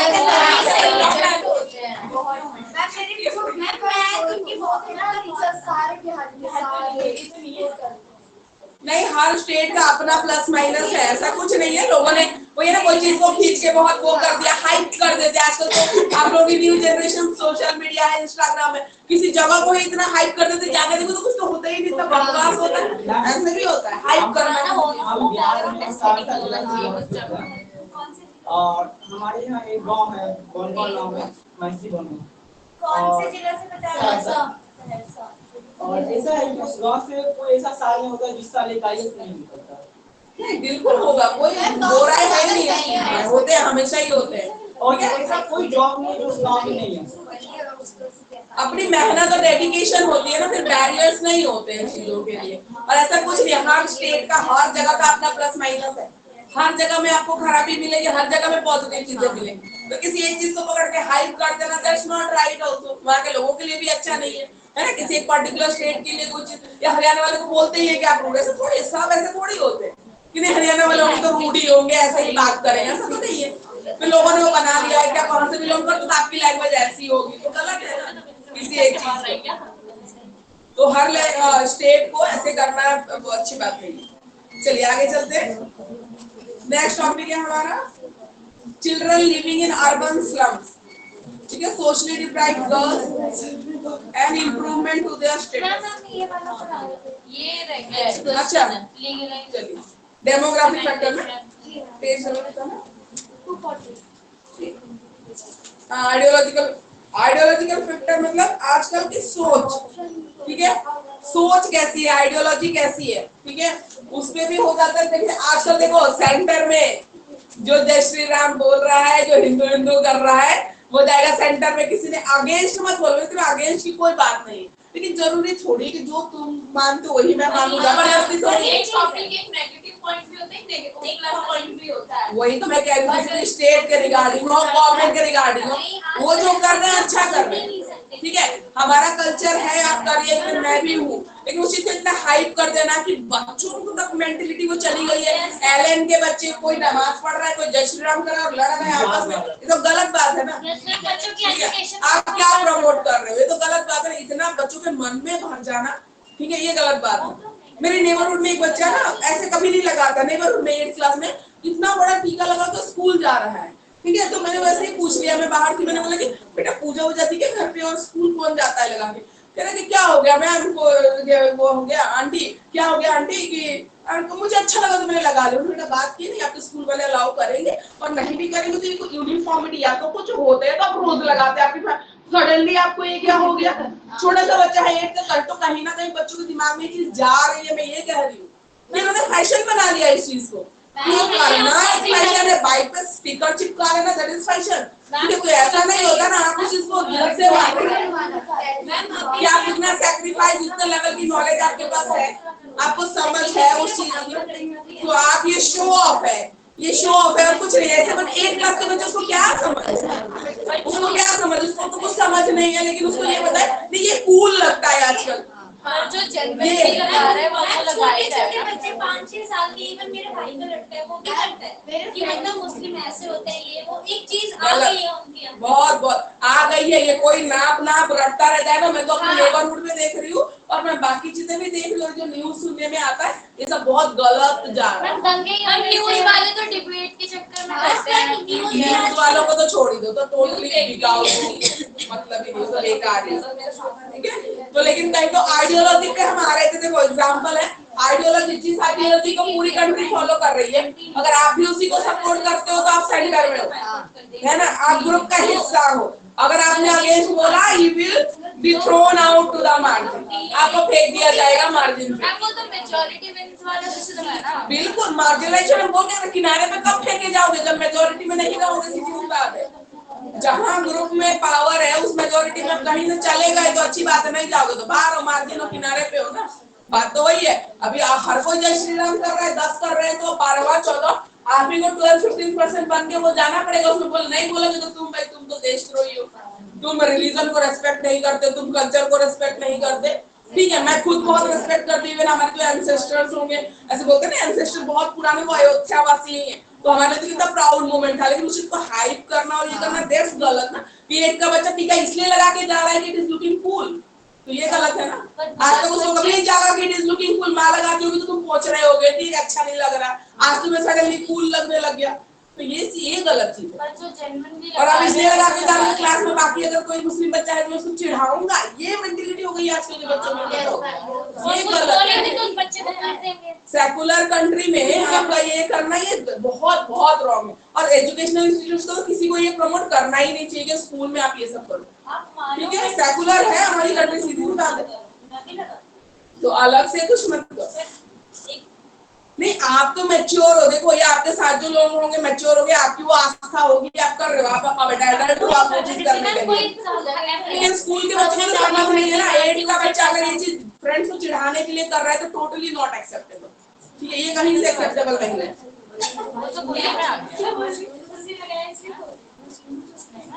लेजिस्लेशन हमारा जो कॉन्स्टिट्यूशन में जो चीजें बोली गई है, ठीक है।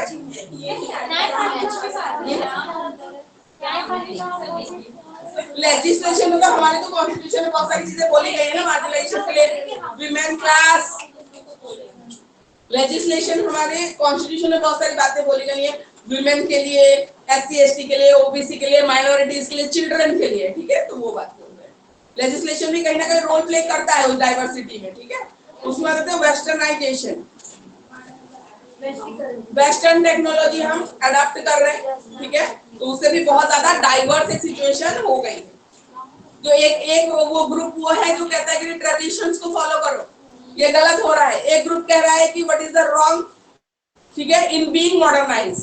एक ग्रुप वो भी है जो कह रहा है कि इसमें कुछ गलती नहीं है, ये कहेगा नहीं आप ट्रेडिशन छोड़ रहे हो, है ना। तो डाइवर्सिटी कहीं ना कहीं वहीं पे डिफरेंस क्रिएट हो रहा है इन सब चीजों से, वो फैक्टर है। उसके बाद आते हैं मॉडर्नाइजेशन, हमने डिस्कस की थी, कुछ उसमें जा रहे हैं कुछ नहीं एक्सेप्ट कर रहे हैं, इसमें डिफरेंस आ रहा है। और एजुकेशन, एजुकेशन तो है ही एक बहुत बड़ा मुद्दा, जो एक्चुअल में एजुकेटेड है, जो चीजों को समझ रहा है, और जो है नहीं समझ रहे हैं चीजों को, तो उसका भी फर्क है।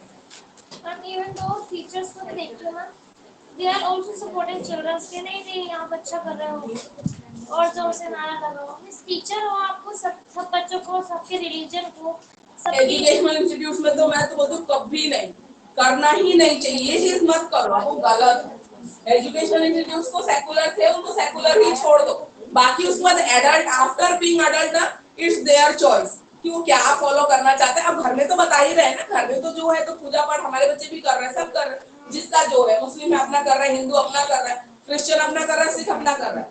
पर आप एक पर्टिकुलर चीज को एजुकेशनल इंस्टीट्यूट में भी इतना बढ़ावा बढ़ चढ़ के, एजुकेशनल इंस्टीट्यूट को तो आप सेकुलर छोड़ दो, न्यूट्रल छोड़ दो, उसके अंदर ये सब चीजें करना तो totally not acceptable. Ma'am UP में तो मतलब जो वो थे मुगल काल के, वो सारा हटा दिया। तो वो तो उन्होंने आगे कब्जा करा था ना, सिलेबस में पढ़ा है मुगल काल। अच्छा सिलेबस हटा था। नहीं सिलेबस हटाने से क्या हिस्ट्री बदल जाएगी? मुगल इंडिया नहीं आए थे बोलेंगे आगे की जनरेशन को, गलत है ना। उसमें से अच्छी बातें भी तो आप सीख रहे थे, लोग गए वापस या उनकी गलतियां क्या थी, सीख ही रहे। जब हिस्ट्री, आप अपनी कंट्री की हिस्ट्री बदलने में भूल गए हो तो ये तो कोई अच्छी बात नहीं है।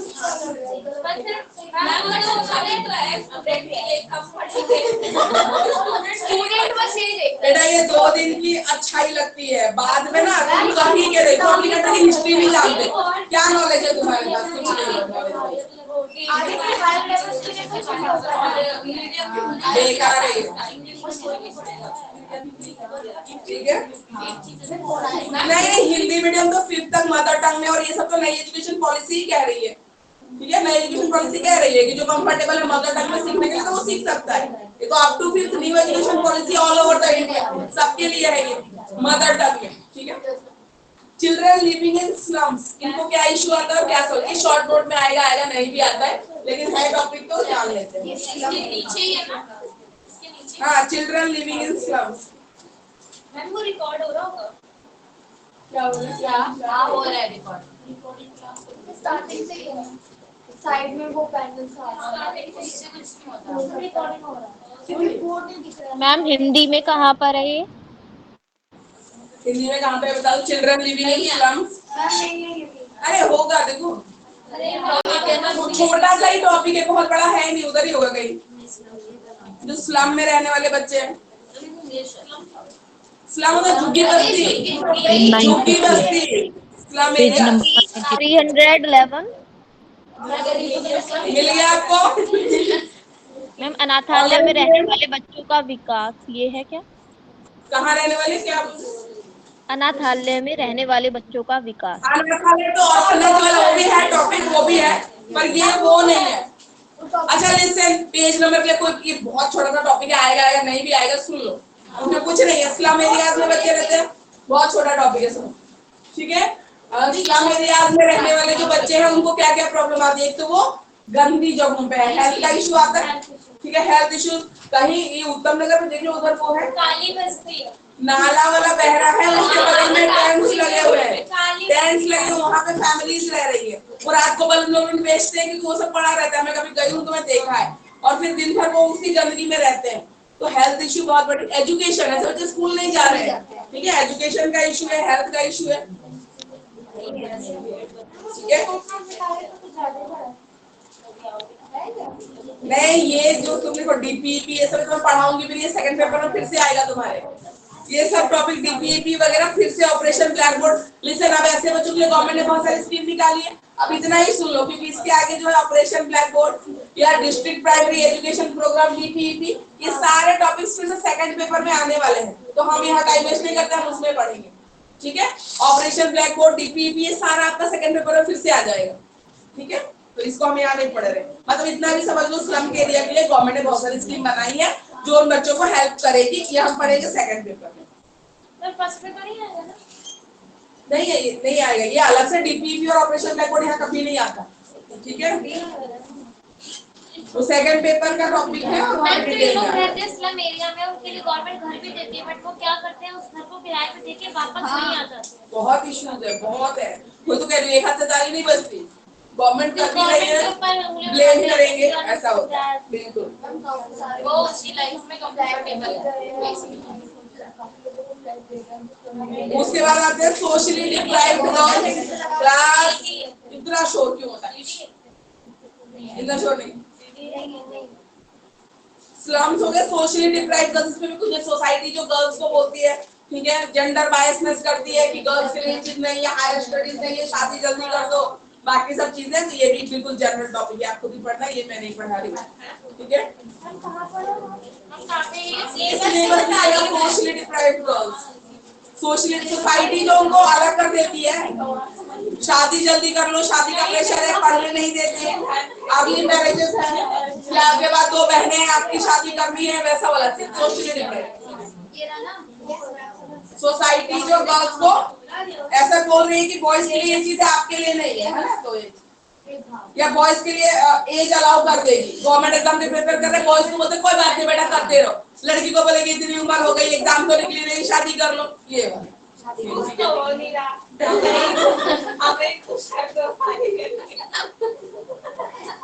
क्रैच एंड ऑर्फनेज, ठीक है, चिल्ड्रन इन क्रैचेस एंड ऑर्फनेज। यार बहुत शोर हो रहा है बाबा, कम थोड़ा। क्रैचेस एंड ऑर्फनेजेस,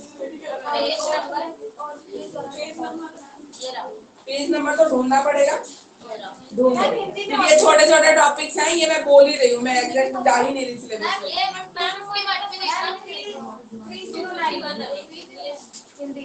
स्लम्स के बाद ये रहा, इंग्लिश में तो यही दे रखा है, ऑर्फनेज 292, इंग्लिश में 292 ऑर्फनेज, 309, इंग्लिश में 292, हिंदी में 309। हाँ दोनों, पहले ऑर्फनेज डिस्कस कर लेते, फिर क्रैच डिस्कस कर लेंगे।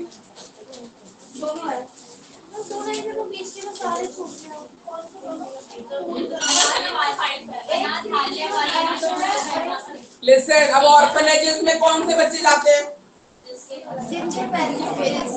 जिनके पेरेंट्स ना हो या कोई और भी ना हो टेक केयर करने वाला, ठीक है, वैसे बच्चे जाते हैं ऑर्फनेज। गार्डियन कोई ना हो, ऐसे केस में क्या होता है, कभी कभी एक्सीडेंट वगैरह में मदर फादर की डेथ हो गई, कोई भी नहीं है उनको देखने वाला, तो पुलिस वगैरह ले जाके ऐसे बच्चों को ऑर्फनेजेस में हैंड ओवर कर देते हैं। दूसरा रीजन होता है कभी दोनों होते हैं, तो बच्चा चला जाता है वहाँ पे। नहीं कोई बच्चा नहीं होता है, जो एडोलेसेंट प्रेगनेंसी भी होती है, रीजन इसका ठीक है, ऐसे बहुत सारी केसेस होते हैं जो फिर वो करते हैं, आजकल तो अबॉर्ट ही करवा देते हैं, लेकिन गवर्नमेंट रूल्स स्ट्रिक्ट है, अबॉर्ट नहीं हो पाए तो होने के बाद फिर अनाथालय में छोड़ देते हैं। कभी गर्ल्स ठीक है, जो अनमैरिड जो प्रेगनेंसीज होती हैं उसमें केसेस में भी ऐसा होता है। मैम बच्चे अगर वो मिसप्लेस भी हो जाते हैं, जैसे कहीं हो जाता हाँ है हाँ, तो वो भी वो भी ऑर्फनेजेस बिल्कुल, जिनका कोई गार्डियन नहीं मिलता, जो गुम हो जाते हैं बच्चे, तो पुलिस के पास आता है, तो फिर वो भी ऑर्फनेजेस में ही जाते हैं। तो ये सारे बच्चे हैं, तो इनको कैसे टेक केयर कर सकते हैं? पहले तो ऐसे बच्चों को फील नहीं होने देना चाहिए कि दे आर ऑर्फन। ठीक है, अंडरस्टैंड, बिल्कुल। ठीक है, टीचर्स एंड काउंसलर्स होने चाहिए ऐसे बच्चों की। ये शॉर्ट नोट है, इसमें कुछ नहीं है। ठीक है, ऑर्फनेजेस में कौन से बच्चे जाते हैं, कैसे उनकी टेक केयर होने चाहिए, और कुछ नहीं। क्रैचेस, आजकल जो ट्रेंड चल रहा है ना, क्रैच में बच्चे जाते हैं, क्योंकि पेरेंट्स वर्किंग होते हैं, मदर फादर क्रैच में, तो क्या छोटे बच्चों को रखा जाता है, देखभाल किए जाते हैं, क्रैचेस। डे केयर बोल रहा हूँ। हाँ, ठीक है, डे केयर, प्री स्कूल तो मैं पढ़ने जा रहा है, डे केयर, स्कूल कहते हैं। डे केयर या क्रैच बोलते हैं उसको, जहाँ पे मदर फादर दोनों वर्किंग है, न्यूक्लियर फैमिली से, घर पे कोई देखने वाला नहीं है। पहले तो दादा दादी नाना नानी किसी के पास भी बच्चा रह जाता था, वो वाला चीज नहीं है। बट मैम डे केयर से तो बहुत नेगेटिव पॉइंट भी है, बच्चे मतलब पेरेंट्स अपने बच्चे तो के हम साथ पॉजिटिव अभी बोल ही कहाँ रहे हैं? टाइम हाँ नहीं है, नेगेटिव है बहुत सारे, कौन बोल रहा है नहीं है। वो डिटैचमेंट फील होती है बच्चे को, बच्चा बीमार है और जब क्रैच वाली को दवाई पकड़ा के जा रहे हैं ना, तो वो डेफिनेटली कहीं ना कहीं पर्सनालिटी, हमने बोला था ना 0 डेज से बनना शुरू हो जाती है। कोलबा की थ्योरी में पढ़ी थी ना, तो एरिक्सन की थ्योरी में पर्सनालिटी वाले में एरिक्सन की थ्योरी में हमने पढ़ा था 0 डेज से पर्सनालिटी बननी शुरू हो जाती है। तो वो बच्चा जब तकलीफ में रो रहा है, डे केयर वाली के पास 10 ऐसे बच्चे हैं, जब वो रो के उसकी वो नीड सेटिस्फाई नहीं हो रहे, तो चिड़चिड़ा तो होगा ना कहीं ना कहीं। ठीक है ना, तो बहुत नेगेटिव इफेक्ट्स है। पर क्रैचेस का चलन न्यूक्लियर फैमिलीज की वजह से ज्यादा है, मदर फादर वर्किंग है, तो एक सेंटर होता है, जगह होती है जहाँ हम अपने बच्चे को छोड़ के चले जाते हैं। ठीक है, दैट इज कॉल्ड क्रैच। ठीक है, तो अच्छे, तो बाकी फैसिलिटीज में बोले पॉजिटिव पॉइंट में तो उनकी टेक केयर हो जाती है, मील्स और बाकी सब चीजों का ध्यान रखा जाता है। कुछ अच्छे हो तो गेम्स में भी खिलाते हैं, बाकी चीजें करते हैं। पर नेगेटिव पॉइंट बहुत ज्यादा। मेरी एक फ्रेंड है, उसके लिए जनकपुरी में, इधर से मेरी एक फ्रेंड है, उसके बच्चे को डालना था क्रैच में, तो जनकपुर में तो बहुत बड़ा क्रैच है, बहुत पैसा लेते हैं, बहुत ज्यादा। जब अंदर गए ना, इतना मतलब उसकी वाइफ ही इतनी खराब थी, जैसे इसने एंटर किया ना, तो कह रहे हमें बच्चे जाके देखा, हमने बच्चे सो रहे, बच्चे में तो ऐसे सो रहे हैं कुछ दे के सुला रखा हो। हाँ नहीं करते हैं, तुमको लगता है मतलब खाने में डाल देते थे कि तंग न करे, पड़े रहते बच्चे 4-4 6-6 घंटे सो रहे, माँ दे के गई है, एक बार खिलाया सो गया, माँ आएगी तो बच्चा उठ रहा है, उठा के भेज दे रहे हैं, बहुत सारे। तो वो ऐसी वाइफ, जैसे मैं घुसी ना, तो इतना खराब लग रहा था, छोटे छोटे, पर एक जैसे हलचल नहीं, ऐसे कैसे सोते हैं बच्चे? ऐसे तो कोई बच्चे नहीं, मेरा भी बेटा है, उसको भी पड़ा होते मैंने देखा है, भतीजे हैं, फैमिली से तो देखते हैं, लेकिन ऐसे तो मैंने, मुझे बहुत इतनी नेगेटिविटी आई। और पैसे भी कितने चार्ज कर रहे थे per month, I think 15-18,000 charge कर रहे थे 2-3-4 घंटे के लिए, ऐसे इसका बच्चा जाने वाला था। तो मैंने बोला तो गलती से भी मत डालना, इसमें तो बिल्कुल मत डालना, इतनी खराब वाइब्स आ रही बहुत ज्यादा। नहीं तो हंसने वाली बात है, वो कैसा लगा, तो छोटे छोटे बच्चे हैं, मतलब अंदर से मेरे को एकदम डर सा बैठ गया निकलने के बाद, मेरी क्या है, क्या बिजनेस बना रखा है, मतलब बहुत अजीब तरीके से तुम देखोगे ना, तुमको जाते ही पैर रखते ही इतनी नेगेटिविटी आई मेरे अंदर से। ये कोई हिल भी नहीं रहा है, बच्चा छोटा बच्चा भी है, 6 मंथ्स का है, 8 मंथ्स के, ऐसे बच्चे हैं। गवर्नमेंट जॉब में मैटरनिटी लीव पूरे साल पर थोड़ी देते हैं, 6-8 मंथ जो देते होंगे, उसके बाद तो बच्चा क्रैच में, वैसे छोटा बच्चा भी था, और ऐसे सो रहे ना जैसे कि मतलब कोई हिल डुल नहीं रहा, कुछ नहीं, बिल्कुल 8-10 बच्चे ऐसे सीरियसली सुला रखे हैं। वो अपनी हेल्थ और हाइजीन की वो सब बोल रहे हैं, मुझे तो लग रहा है कब यहाँ से निकलो। निकलते ही मैंने बोला कभी डालना नहीं मत, इसमें तो गलती से, तो पड़ोस वाला क्रैच अच्छा है। पड़ोस वाला क्रैच किस लिए अच्छा है मैं बता रही हूँ, क्योंकि हो सकता है पैसे कम लेता, लेकिन नेबरहुड में ना लोग ध्यान भी रखते हैं कि चल क्या रहा है, समझ रहे हो? तो ये भी सही है, उनको पता है, तुमको डर भी रहता है कि अगल बगल वाले हैं बताने वाले, तुम्हें नेक्स्ट गली में अगर क्रैच है वो ज्यादा बेटर है। ज्यादा प्रोफेशनल में जब तुम जाओगे, तुम जानते ही नहीं हो किसी को, घर से तुम आधा घंटा कार ड्राइव करके जाओगे, अपने बच्चा छोड़ोगे, फिर आधा घंटा लेके जाओगे वहां, ना तुम्हें कोई जानता, तुम्हारे बच्चे को कोई जानता। नेबरहुड वाला एटलीस्ट जानता है, अगर आज यहाँ पे कुछ हो रहा है ना, तुमको बता भी देगा कि कल यहाँ पे ऐसे हो रहा है, तुम्हारा बच्चा उसमें सेफ है। अगर आपको डालना भी है, मजबूरी है आजकल डालना भी है, तो नेबरहुड वाला क्रैच ज्यादा सेफ है रादर देन कि आप किसी प्रोफेशनल के पास जाते हो, वो सेफ नहीं है। मैं तुम्हें खुद वो किया है, मुझे तो बिल्कुल अच्छा नहीं लगा, मैंने इसको भी सजेस्ट किया, नेबरहुड वाला है वो ज्यादा अच्छा है। वो बच्चे खेल भी रहा हो ना, आवाज भी आती है, पड़ोसी को खेल रहे हैं, सो रहे हैं, कर क्या रहे हैं, सेफ है, तुम्हारा बच्चा वहां पे सिर्फ उसने वैसे ही किया, उसमें डाला है, ठीक है। तो क्रैचेस में नेगेटिव इफेक्ट भी बहुत ज्यादा है, बच्चा डिटैच फील करता है, जितना इमोशनल सपोर्ट और बाकी चीजें मिलनी चाहिए वो नहीं मिल रही है बच्चे को, ठीक है। तो बहुत सारा नेगेटिव पॉइंट भी होता है। उसके बाद आते हैं ये छोटे छोटे टॉपिक्स, ऑर्फनेज और क्रैच, आया तो आया, नहीं आया तो नहीं भी आया, लेकिन आया तो शॉर्ट नोट में आएगा मर्ज वर्ज करके, तो पता तो होना चाहिए क्या लिखना है उसके अंदर, ठीक है। उसके बाद हम आते हैं schooling, peer influence, school culture, relationship with teacher, teacher expectations, school achievement, being out of school, overage learners. Peer influence, schooling पे आते हैं, स्कूल में क्या क्या होता है और कैसे बच्चों को इन्फ्लुएंस होता है। स्कूलिंग, peer influence, peer होते हैं फ्रेंड्स, ठीक है। peers कौन होते हैं? फ्रेंड्स होते हैं, साथी, फ्रेंड्स नहीं। इन्फ्लुएंस मतलब कैसा असर पड़ता है एक दूसरे का, तो बच्चे very much affected by their peers, ठीक है।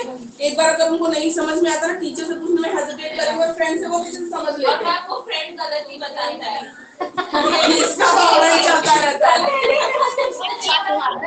नहीं बात फिर अपनी अकल होनी चाहिए ना, मुझे कैसे पूछना है। मैम नहीं मैम, मेरी क्लास के बच्चे पढ़ते हैं। ऐसा कुछ नहीं, वो तो आपको भी पता होना चाहिए किससे पूछना है, या ऐसा नहीं है टीचर भी बता के जाती है कि बेटा आप बता देना इसको, टीचर भी किसी ऐसी को थोड़ी बोलती कि तुम बता देना, इसको खुद ही नहीं आता, ऐसा नहीं होता, ठीक है। Excuse me, तो ma'am. आपको पता करना चाहिए, टीचर आप क्या करोगे, लिसन, पीयर्स से ज्यादा अच्छा सीखते हैं, मतलब उसको दिक्कत आ रही ना, आपने 2 बार समझा दिया, फिर उसको दिक्कत आ रही, आप बोल दो, जो इंटेलिजेंट वाला बच्चा है ना बेटा बी हेल्पफुल, और आप उसको ये समझा, वो समझा देगा अच्छे से, ठीक है। नहीं करते, पता कैसे करेंगे, देखो अभी तक नहीं समझ आया है, 2 बार ये तो बहुत ही टॉक्सिक कुछ फ्रेंड नहीं होते,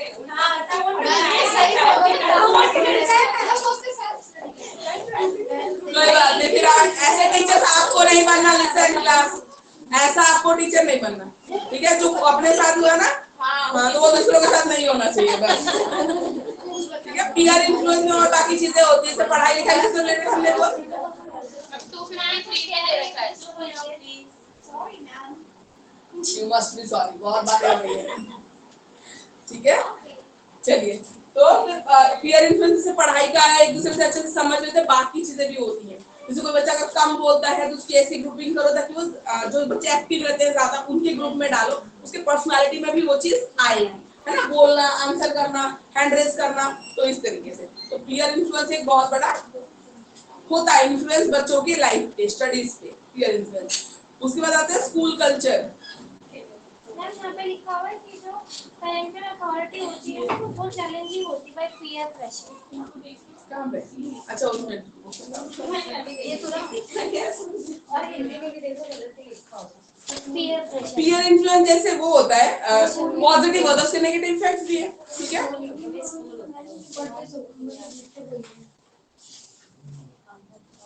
parental authority is being challenged by peer pressure, मतलब दोस्तों को ये किया, पेरेंट्स को चैलेंज करते हैं ना, ये मैंने जो बोला पीयर प्रेशर, दोस्तों के पिकनिक चल चल चल, मान लो उनको इकोनॉमिक कंडीशन ठीक नहीं है, नहीं पैसे दे पा रहे, फिर भी होता है ना पीयर प्रेशर की 4 दोस्त जा रहे हैं, इतना प्रेशर से नहीं, मैं आपको मुझे भेजना ही पड़ेगा, उसकी बात कर रहे हैं, ठीक है। तो पीयर प्रेशर, तो कभी कभी पीयर प्रेशर में आके बहुत सी चीजें कर देते हैं कि अरे वो चालू कर रहे मैं नहीं करूंगा तो फिर कैसे होगा, ठीक है। तो ये भी चीज होती है, तो जैसे प्लस इफेक्ट है वैसे नेगेटिव इफेक्ट भी है। Excuse me ma'am. यस बोलिए। हाँ मैम, ये 268 पेज नंबर, ये कंपटीशन एंड कोऑर्डिनेशन नहीं चाहिए, पेज नंबर 268। स्कूल कल्चर सब शॉर्ट नोट की चीजें हैं, ठीक है।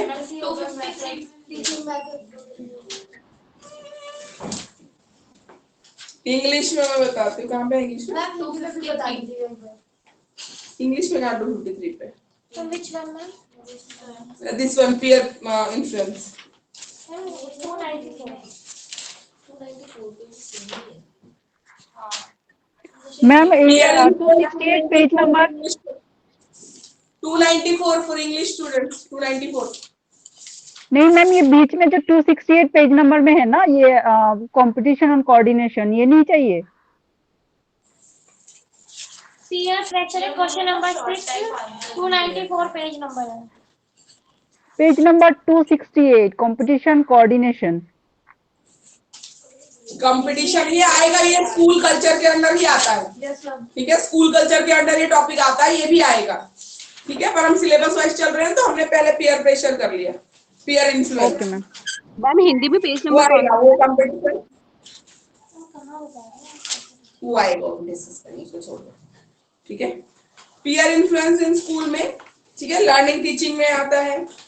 मैम इन जैसे हिंदी पीयर इन्फ्लुएंस क्या होता है, जैसे इन्फ्लुएंस में आके बच्चे काम कर जाते हैं कुछ चीजें। पीयर इन्फ्लुएंस के एग्जांपल में दे रखा है same cloth, hair style, jewellery वगैरह पहनना, ठीक है, listening to the same music. अब मान लो बीटीएस किसी को पसंद है, एक को पसंद है, अब अरे तुमने ये नहीं सुना, तुमने नहीं सुना, तुमको पता नहीं, तो ऐसे कर करके ये भी सुनने लगेगा, वो भी सुनने लगेगा, तो एग्जांपल समझना है लेकिन हाँ सुनेंगे, सुनना है, वो सुनता है ना, पर मैं वो लगूंगा आउट ऑफ, वो लगूंगा ग्रुप, ऐसा होता है ना कि मैं आउट ऑफ ग्रुप लगूंगा कि सुन रहे, मैं नहीं सुन रहा, तो मुझे भी सुनना चाहिए। तूने ये खाया, ओ तूने ये खाया ही नहीं, अब तुम्हें अच्छा लगे ना लगे तुम खाते हो, अरे वो खा रहे थे, मुझे बोल रहे ये तो अलग है, समझ रहे हो? पीयर इन्फ्लुएंस आपस में फोटो डालते हैं इंस्टाग्राम पे, तुम क्या खाते रहते हो, मैंने तो बर्गर खाया, बायो में बीटीएस फिर वो भी कहेंगे मुझे भी खाना है। जैसे समझ में आए चाहे ना आए, तो ऐसे वाला नहीं मैम, जो बोलते हैं ना वो एक एक लाइन एक्सप्लेन भी करते हैं, ऐसे ऐसे ऐसे। नहीं तो एक कोई होगा ना जो डाई हार्ड फ्रेंड होगा, फैन होगा उसका, सब थोड़ी होते हैं, तो इन्फ्लुएंस में अपनी चीजें करते, ठीक है। वे ऑफ टॉकिंग चेंज हो जाती है, बच्चों के वर्ड की चॉइस चेंज हो जाती है, कि आपस में एक दूसरे का सुनते हैं, ठीक है, इन्फ्लुएंस हो जाते हैं। रिस्की थिंग्स करना, रूल ब्रेक करना, हो सकता है कोई ओबीडिएंट भी बच्चा हो, इनके साथ रहेगा, कुछ नहीं होता, कुछ नहीं होता, चलो हम तो ऐसे ही करते हैं। तो जैसे मान लो स्कूल आवर्स में लंच खाने की बात हो गई, दो खाते हैं, अब वो उसके ग्रुप में चला गया, कहते नहीं नहीं टीचर डांटेगी, कहते हैं कुछ नहीं होता, हम तो रोज खाते, खा लो, बोले अच्छा रोज खाते हो तो खा लो, तो वैसे वाला पीयर इन्फ्लुएंस की बात कर रहे हैं, ठीक है। हम पीछे डेस्क से बैठ के खाते हैं। बैक बेंचर ही होते हैं इतने महान। वर्किंग हार्डर एट स्कूल और नॉट वर्किंग, कैसा ग्रुप है उसको डिपेंड करता है। अगर आपका पीयर फ्रेंड हार्ड वर्किंग है तो आप भी उसके साथ अच्छा पॉजिटिव के साथ जाओगे तो पॉजिटिव करने लग जाओगे, नेगेटिव के साथ जाओगे तो नेगेटिव करने लग जाओगे, ठीक है। डेटिंग कभी ऐसा होता है पॉजिटिव बंदा भी नेगेटिव हो जाता है।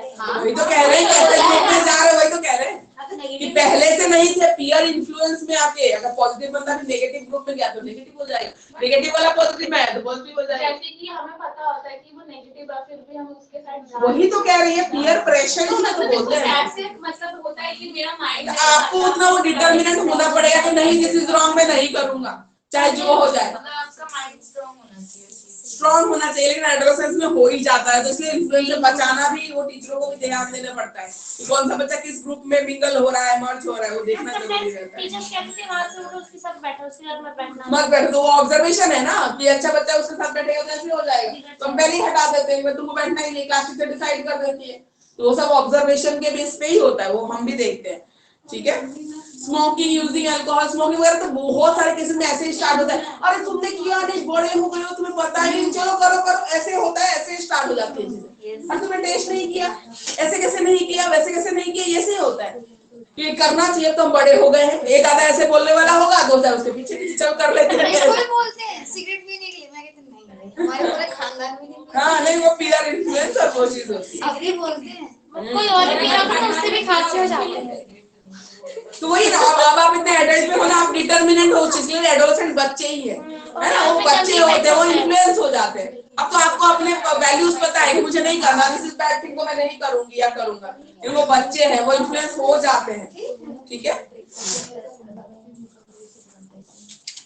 अब इसके कॉप करने का तरीका है बी योरसेल्फ, और बी योरसेल्फ कब होगे, जब आपको अपने योरसेल्फ होने पे कॉन्फिडेंट और प्राउड होगा कि मैं जो कर रहा हूँ वो सही है, ये जो कर रहे हैं ये गलत है, तो मुझे नहीं करना है, तब आप बी योरसेल्फ हो पाओगे। नहीं तो आप उसी क्या बोलते हैं फ्लो में बहते चले जाओगे, गलतियां पे गलतियां, गलतियां पे गलतियां होती चली जाएंगी, ठीक है। बी योरसेल्फ, और इसमें कहीं ना कहीं पेरेंट्स का रोल रहेगा, ठीक है, टीचर्स का रोल रहेगा, बी योरसेल्फ उसको रहने देने में, ठीक है, बिल्कुल।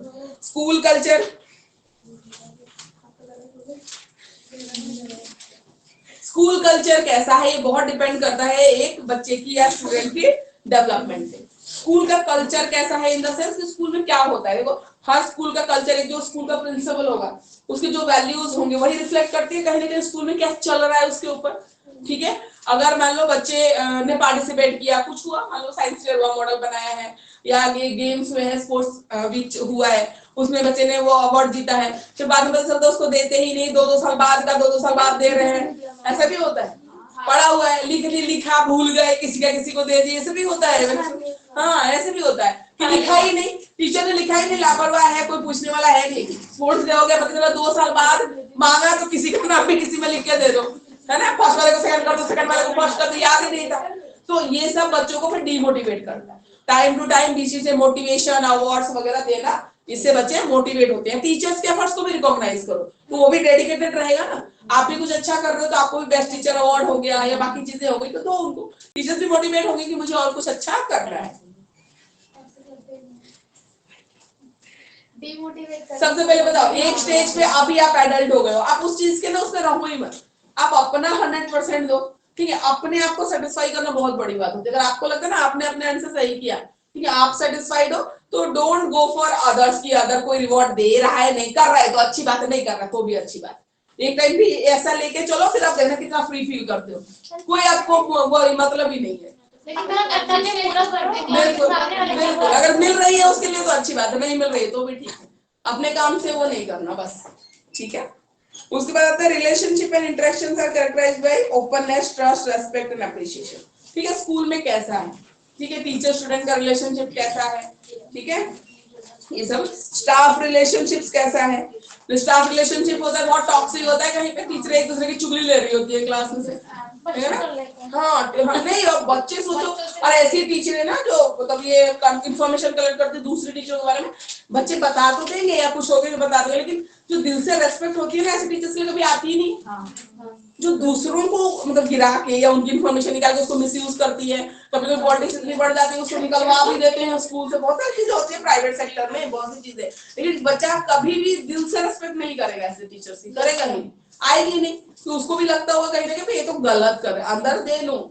बच्चे बड़े हैं, एडोलेसेंट बच्चे हैं, अगर उनके साथ ऐसे करो, इन्फॉर्मेशन ले रहे हो उसके खिलाफ यूज करने के लिए, उनको पता चला कि ऐसी चीजें चल रही है, तो कहीं ना कहीं बैक हो जाते हैं, फिर तो बोल बताना बंद कर देंगे कि तो हमारे टीचर के साथ आप गलत करने के लिए पूछ रहे हो, तो ये दिल से रिस्पेक्ट नहीं आती है, तो ये सब तो गलत ही चीज है जो नहीं होनी चाहिए।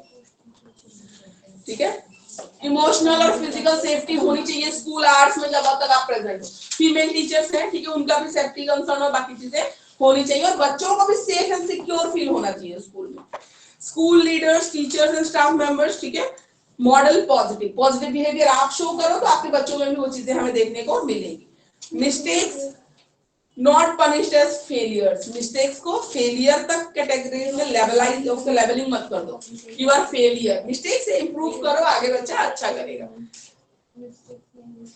उसके बाद आते हैं students are consistently held to high academic expectation, student meet और एक्सीड दोस एक्सपेक्टेशन।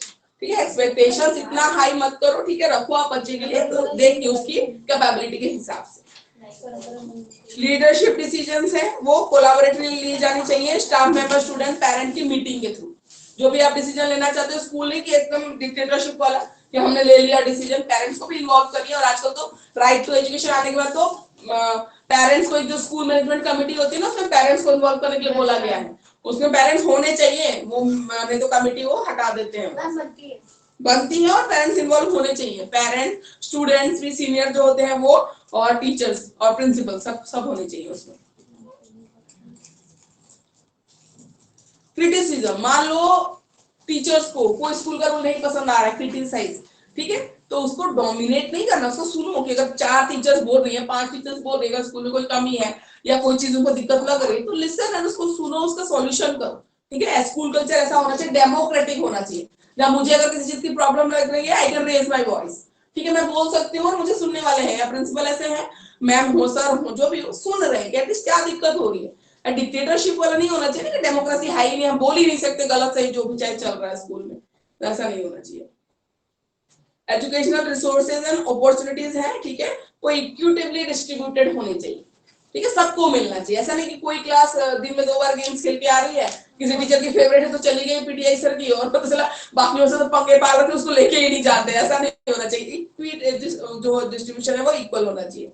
और एकेडमिक सपोर्ट और सर्विसेज जितनी भी है उसके लिए एक्सेसिबल होना चाहिए। लाइब्रेरी में भी हर क्लास जा रही है, पढ़ रही है, ठीक है, लैब में भी हर क्लास अपना जा रही है, टीचर लेके जा रहा है, तो जितने भी रिसोर्सेज है वो एक्सेसिबल होने चाहिए। तो ये सारी चीजें हैं। तो स्कूल कल्चर कैसा है? पॉजिटिव है, मोटिवेटिंग है, डेमोक्रेटिक है, ठीक है। इसमें जो बच्चा पढ़ रहा है फिर वो अच्छी लीडरशिप क्वालिटी के साथ बाहर आएगा, अच्छे रिजल्ट के साथ बाहर आएगा, ठीक है, कॉन्फिडेंट बनेगा, पर्सनालिटी अच्छी होगी। तो this is school culture. Good relationship with students maintain करने के लिए टीचर्स को क्या करना चाहिए? तो पढ़ लेना, इसमें तो कुछ नहीं, लव एंड अफेक्शन से बात करो, रेस्पेक्ट करो, बी रेस्पेक्टफुल हमेशा अपने, क्योंकि आपके बच्चे बड़े हैं, ठीक है। आप वो ऐसे बेइज्जती क्लास में मारने वाली और ये सब चीजें थोड़ा सोच समझ के, ठीक है, किसको आप बोलते हो, बी रेस्पेक्टफुल ऑलवेज, ये होना चाहिए किसी के लिए भी। मैंने क्योंकि बच्चों के लिए, अपने कलीग्स के लिए भी बी रेस्पेक्टफुल, ठीक है। पहले तो आप अपना नेचर दिखाओगे ना, फिर बाद में पता चला कि वो उसके लायक ही नहीं है तो फिर जाओ तब अलग बात है। लेकिन पहले फर्स्ट ऑफ ऑल तो बी रेस्पेक्टफुल फॉर अदर्स, ये होना चाहिए सबके लिए। उसके बाद आते हैं, ये तो देख लोगे आप, टीचर एक्सपेक्टेशन। ये वाला एक क्वेश्चन टीचर स्टूडेंट, वही तो मैंने बोला, टीचर स्टूडेंट रिलेशनशिप को कैसे अच्छे, जो love and affection, be respectful, बाकी आप रीड कर लेना, शॉर्ट नोट, उससे ज्यादा कुछ आना ही नहीं है इसमें, बता रही, ठीक है। टीचर एक्सपेक्टेशन किसमें? हाँ, ये सब शॉर्ट में, और ये मर्ज करके सब आ जाए तो अलग बात है, शॉर्ट शॉर्ट में पढ़ लेना, ये तो वैसे नहीं आता। टीचर एक्सपेक्टेशन थोड़ा सा एक्सप्लेन कर दो। हाँ, वो तो मैं थोड़ा थोड़ा मैं बता ही दूंगी आपको क्वेश्चन में क्या चीज होती है। टीचर एक्सपेक्टेशन क्या होता है? टीचर अपने लर्नर से क्या एक्सपेक्टेशन रखता है, ठीक है, लेकिन वो होना चाहिए आपका ओरिजिनल, नेचुरल, ऐसा नहीं कुछ हाइपोथेटिक आपने बना रखा है, कुछ आपका वर्चुअल ही वर्ल्ड चल रहा है जहां मैं बिलो एवरेज बच्चे से भी 90% एक्सपेक्ट कर रही हूँ। ऐसी एक्सपेक्टेशन नहीं होनी चाहिए। एक्सपेक्टेशन आपको बताया ना, मैंने बोला ना, बिलो एवरेज वाला 30 वाला बच्चा है, 40 वाला बच्चा है, उसकी एक्सपेक्टेशन मेरी होगी मैं उसको 50-60 तक लेके आऊं, है ना। जो एवरेज वाला होगा उसको कोशिश करूंगी एबव एवरेज पे लेके आऊं, एबव एवरेज वाला जो होगा उसकी कोशिश करेंगे मैं और टॉप पे जाए और अच्छा करे। ऐसे कोई हाइपोथेटिकल आप एक्सपेक्टेशन पाल लोगे फिर पूरी नहीं होगी, जैसे थोड़ी होगा, पूरी कैसे होगी? आप बिलो एवरेज वाले को सोचोगे कि एक ही साल में मैं टॉप पे ले जाऊं, तो ऐसे थोड़ी, मैजिक थोड़ी होना है, मेहनत करनी है बच्चे को भी, टीचर को भी, तो एक लेवल तक आप मुझे उठाने के ऐसे एक्सपेक्टेशन रखो जो रियलिटी में फुलफिल होने वाले हो, ठीक है। तो टीचर्स एक्सपेक्टेशन। उसके बाद क्या होता है, ठीक है, रीबूटिंग टीचर्स एक्सपेक्टेशन, मतलब अनरियलिस्टिक एक्सपेक्टेशन मत रखो। रीबूटिंग मतलब अपने आप को सोचो, रियलिस्टिक एक्सपेक्टेशन कैसी होनी चाहिए, इसके लिए क्या होना चाहिए?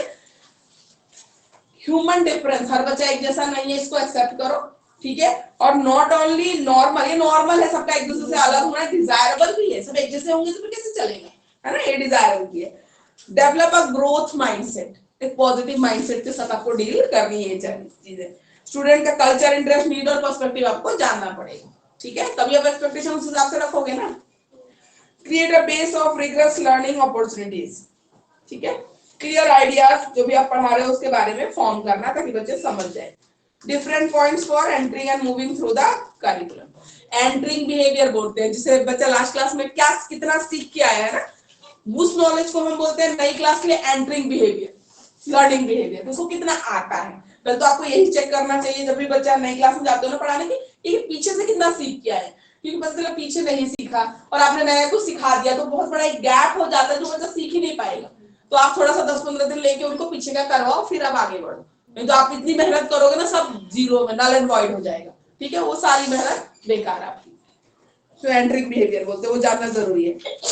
Flexible classroom routines and procedure that attend learners, classroom routine आप ऐसे क्लास टीचर है ना, कभी चेंज भी करो, रोज पढ़ा रहे हो कोई बात नहीं, आज थोड़ा गेम खिला लो, है ना, कुछ थोड़ा चेंज कर लो, मोनोटोनस और ऐसे रूटीन से बच्चा भी बोर हो जाता है। Be an analytical practitioner, analysis करो बच्चे की एबिलिटीज का, कैपेबिलिटीज का, प्रॉब्लम जहां है वो भी एनालिसिस करो, तो आप एक्सपेक्टेशंस रखो, ठीक है, कि कैसे आप उसको सही भी कर सकते हो। उसके बाद आते हैं, नहीं खत्म नहीं, टीचर एक्सपेक्टेशन पर and school achievement. School achievement ठीक है, स्कूल अचीवमेंट, स्कूल अच्छा अचीव करेगा अगर उसका स्कूल कल्चर पॉजिटिव होगा। ठीक है, तो सारी चीजें वही लिखनी है, स्कूल कल्चर अच्छा होगा तो अचीवमेंट भी अच्छी होगी स्कूल की। Being out of school over age learner, being out of school जो बच्चे बीच में स्कूल छोड़ देते हैं, और ओवर एज लर्नर, और ये सुनो being out of school over age learner, ये सारा सेकंड पेपर में रिपीट होगा, मैं आपको खाली यहाँ पे बता दे रही हूँ, डिटेल में हम उसमें पढ़ेंगे। बीइंग आउट ऑफ स्कूल मतलब बच्चे जो बीच में पढ़ाई छोड़ के बाहर है, being out of school. Over age learner, आप वो बच्चे ने मतलब पढ़ाई छोड़ दी है, 5th क्लास में उसने पढ़ाई छोड़ दी थी, अब वो 2 साल पढ़ाई नहीं, तो नियम से उसको होना चाहिए 7th क्लास में, 7th क्लास में डालो तो कुछ आएगा उसको नहीं आएगा। तो ये ओवर एज लर्नर के लिए ना ये गैप कोर्सेज कराने पड़ते हैं, ठीक है, तो अब उसको जाके उसमें डालना पड़ता है। तो ओवर एज लर्नर समझ में आपको, ठीक है, उस क्लास के लिए एज वाइज वो सुटेबल नहीं है, लेकिन नॉलेज वाइज वही सुटेबल है, होना चाहिए उसको 7th में, पर 5th में छोड़ा तो 5th में या तो स्टार्टिंग में छोड़ा तो 5th में आएगा या 6th में आएगा, 7th में तो आ ही नहीं सकता, तो उसको बोलते हैं ओवर एज लर्नर। अब इसकी डिटेल में डिस्कशन होगी सेकंड पेपर में, वहां पे सारे टॉपिक्स बहुत डिटेल में, ठीक है, ओवर एज लर्नर तो वहां पे डिस्कस करेंगे।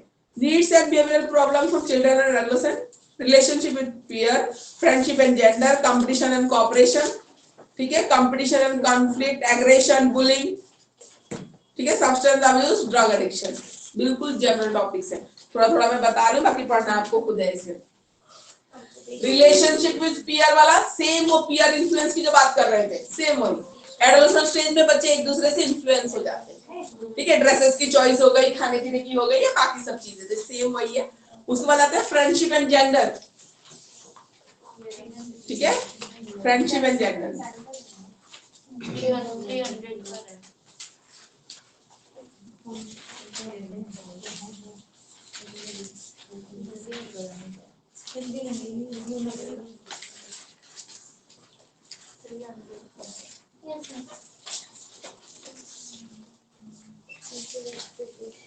पीयर रिलेशनशिप है, प्रॉब्लम्स कहाँ पे, page number ma'am page number in Hindi, page number in Hindi, gender in friendship है 300 पेज नंबर, मैम हिंदी में, हिंदी में बताइए कहाँ पे, कंपटीशन है,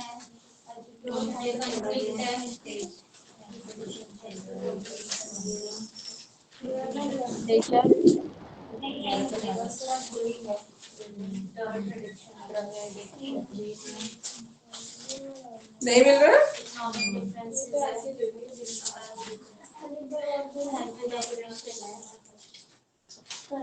जेंडर इन फ्रेंडशिप्स मतलब फ्रेंडशिप में जेंडर का कैसे रोल रहता है, ठीक है, तो स्टडीज में पाया गया है कि बॉयज की फ्रेंडशिप, बॉयज खुश हो जाओ, आप लोगों की ज्यादा मतलब लॉन्ग टर्म फ्रेंडशिप्स होती है देन गर्ल्स, ठीक है, तो जेंडर इन फ्रेंडशिप में ये सब आपको करना है कि स्टडीज ने बताया है कि उनकी फ्रेंडशिप ज्यादा लॉन्ग टर्म होती है, गर्ल्स की इतनी लॉन्ग टर्म नहीं होती है।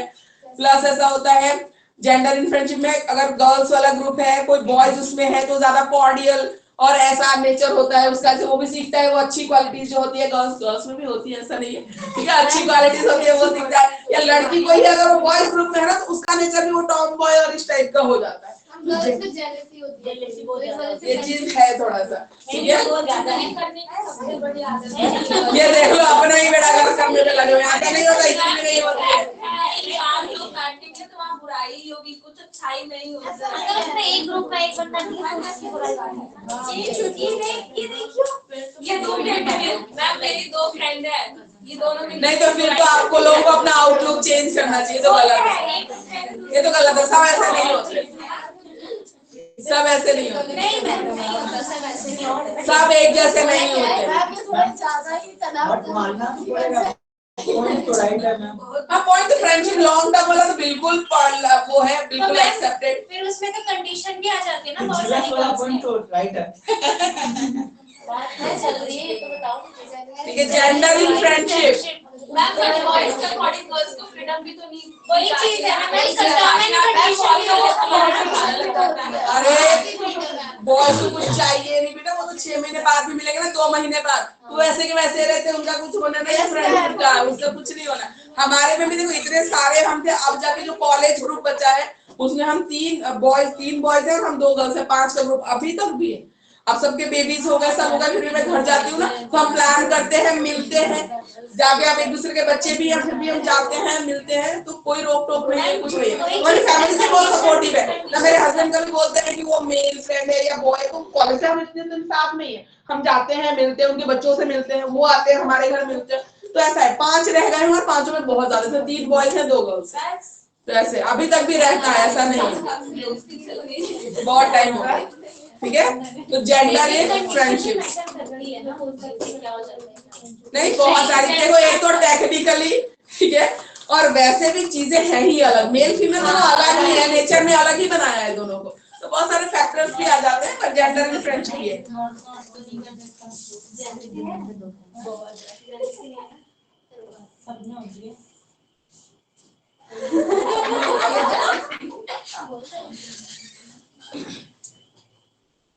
पर इसमें ये भी है ना, स्टडी में लॉन्ग टर्म रिलेशनशिप होती है, पर ज्यादा जो क्लोजनेस और ज्यादा इमोशनली जो बॉन्डेड होते, चाहे जितने भी टाइम के लिए गर्ल्स ज्यादा है, काम साहब, ठीक है, इमोशनली एक दूसरे को सपोर्ट करते हैं, या जो क्लोजनेस है ना वो ज्यादा होती है बॉयज गर्ल्स कैसे में। शो करते हैं, तुम तो मेरा बेस्ट फ्रेंड है, और मन में ना बेकार लड़का है उससे, हाँ भाई क्या काम है, सो कर रही हो, है फिर नहीं है यार, मेरे कुछ चीजें पे पड़े हैं, मैं सो जाऊं तो उससे मांग नहीं है, सबका अपना प्लस माइनस है, पर जितनी क्लोजनेस, जितने मतलब सिंसियरिटी से एक रिलेशनशिप को गर्ल्स टाइम देती है, उतना बॉयज नहीं देते, तो that is also a factor, ठीक है, तो ऐसा बट साइको ये चीज नहीं मानता है। क्यों नहीं मानता, साइकोलॉजी तो कह रही है, लॉन्ग टर्म तो कह रही है, पर ज्यादा क्लोजनेस बॉन्डिंग तो गर्ल्स की कह रहा है, जितने भी टाइम हो, टाइम पीरियड कम बोल रहा है बॉयज से, पर जितनी क्लोजनेस है, इमोशनल अटैचमेंट, ये गर्ल्स का ज्यादा कह रहा है। साइकोलॉजी यही तो कह रही है, long term relationship friendship boys के होते हैं, इनका टूट जाता है, जैसे डिस्कनेक्ट होते हैं ना, टूट जाता है, पर जितने दिन भी है वो क्लोजनेस और इमोशन चीजें वो गर्ल्स की ज्यादा है। बॉयज में मैम ईगो भी ज्यादा होता है, गर्ल्स में वो ज्यादा आ जाता है, छोड़ यार गर्ल्स में ही बोलता है, गलत बोल रही है।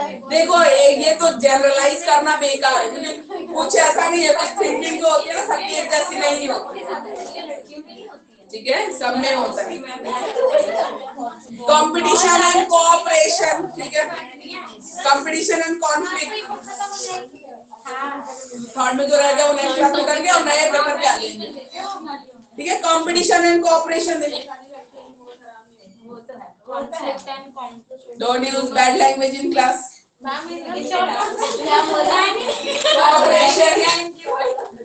Cooperation and competition class. बेटा वो ऑनलाइन में ना साउंड का डिस्टरबेंस आता होगा, इतना ज्यादा नहीं, बिल्कुल जनरल सा टॉपिक है, जिससे ग्रुप में अपने फ्रेंड्स के बीच में कोऑपरेशन वाली फीलिंग डेवलप करना, ठीक है, तो एक हेल्दी कंपटीशन के माइंडसेट में डेवलप करना टीचर की रिस्पांसिबिलिटी होती है, और जब तक एक हेल्दी कंपटीशन है ना कि मुझे मेहनत करनी है ताकि मैं उससे बेटर करूं, तब तक ये बहुत अच्छा होता है, ठीक है, एक्सट्रीम लेवल पे ना चले जाएगी, एट एनी कॉस्ट करना है वहां तक। यस मैम आप रिलेशनशिप बता रहे हैं क्या, कॉन्फ्लिक्ट और कॉम्परेशन का?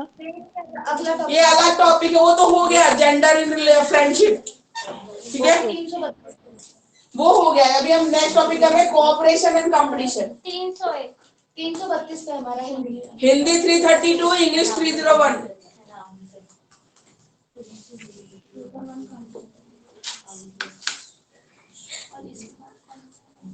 ठीक है, तो कोऑपरेशन और कंपटीशन एक हेल्दी कैसे जनरेट करेगा टीचर, उसके लिए ना एक्टिविटीज प्लान करना, ठीक है, ताकि कोऑपरेशन ग्रुप एक्टिविटीज दोगे तो एक दूसरे को कोऑपरेट वाली फीलिंग डेवलप होगी बच्चों में, ठीक है, और एक हेल्दी कंपटीशन के लिए, हेल्दी कंपटीशन के लिए मोटिवेट करने के लिए प्राइज अवार्ड वगैरह रखते हो, जो जीतेगा उसको देंगे, ठीक है, हेल्दी कंपटीशन, एक कंपटीशन होना चाहिए, ऐसा नहीं कि बिल्कुल ही न्यूट्रल हो गए, फिर आप लाइफ में क्या करोगे, लर्निंग के लिए तो कंपटीशन चाहिए, चाहिए, बिल्कुल चाहिए, आपके मन में जब तक होगा ना कि मुझे सबसे अच्छा करना है क्लास में, तभी आप मोटिवेट भी होते हो, हेल्दी कंपटीशन चाहिए, बिल्कुल चाहिए, कमजोर बच्चे बिल्कुल। आप किसी को पीयर ग्रुप की जब हम बात कर रहे थे, ठीक है, आप किसी को कोऑपरेट कर रहे थे, टीचर ने बोला इसको सिखा दो, तो आप उसको कोऑपरेट कर रहे हो ना, अल्टीमेटली आप सिखा रहे हो, ठीक है, तो वो भी होना चाहिए।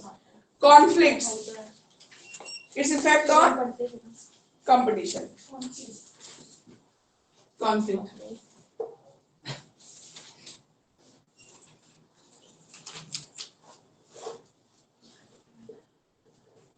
कॉन्फ्लिक्ट। तो कॉन्फ्लिक्ट क्यों आता है? जैसे जो टीम हार जाती है वो अपने रीजन देती है, उसने ऐसे किया, उसकी वजह से कॉन्फ्लिक्ट क्रिएट होता है, ठीक है। या unmatched interest of members of team, team के जो मेंबर आपने अलॉट किए गेम्स के लिए हो, एक्टिविटी के लिए हो, अनमैच्ड वो चीज है, उनके मैच नहीं कर रहे हैं, मतलब इंटरेस्ट मैच नहीं करते। आपको इंटरेस्ट है, इसको नहीं है, ये बोलेगा अरे तू कर ले, तो तुम तो करोगे इंटरेस्ट, ये बिल्कुल भी इंटरेस्ट नहीं ले रहा, तो कॉन्फ्लिक्ट होगा ना, ग्रुप में आपस में लड़ाइयां हो जाती हैं, भाई मैं ही करूंगा तू तो करेगा, हाँ ठीक है। तो वो चीज इफेक्ट करती है चीजों को। तो कॉन्फ्लिक्ट क्या होगा? कोऑर्डिनेशन प्रॉपर नहीं होगा,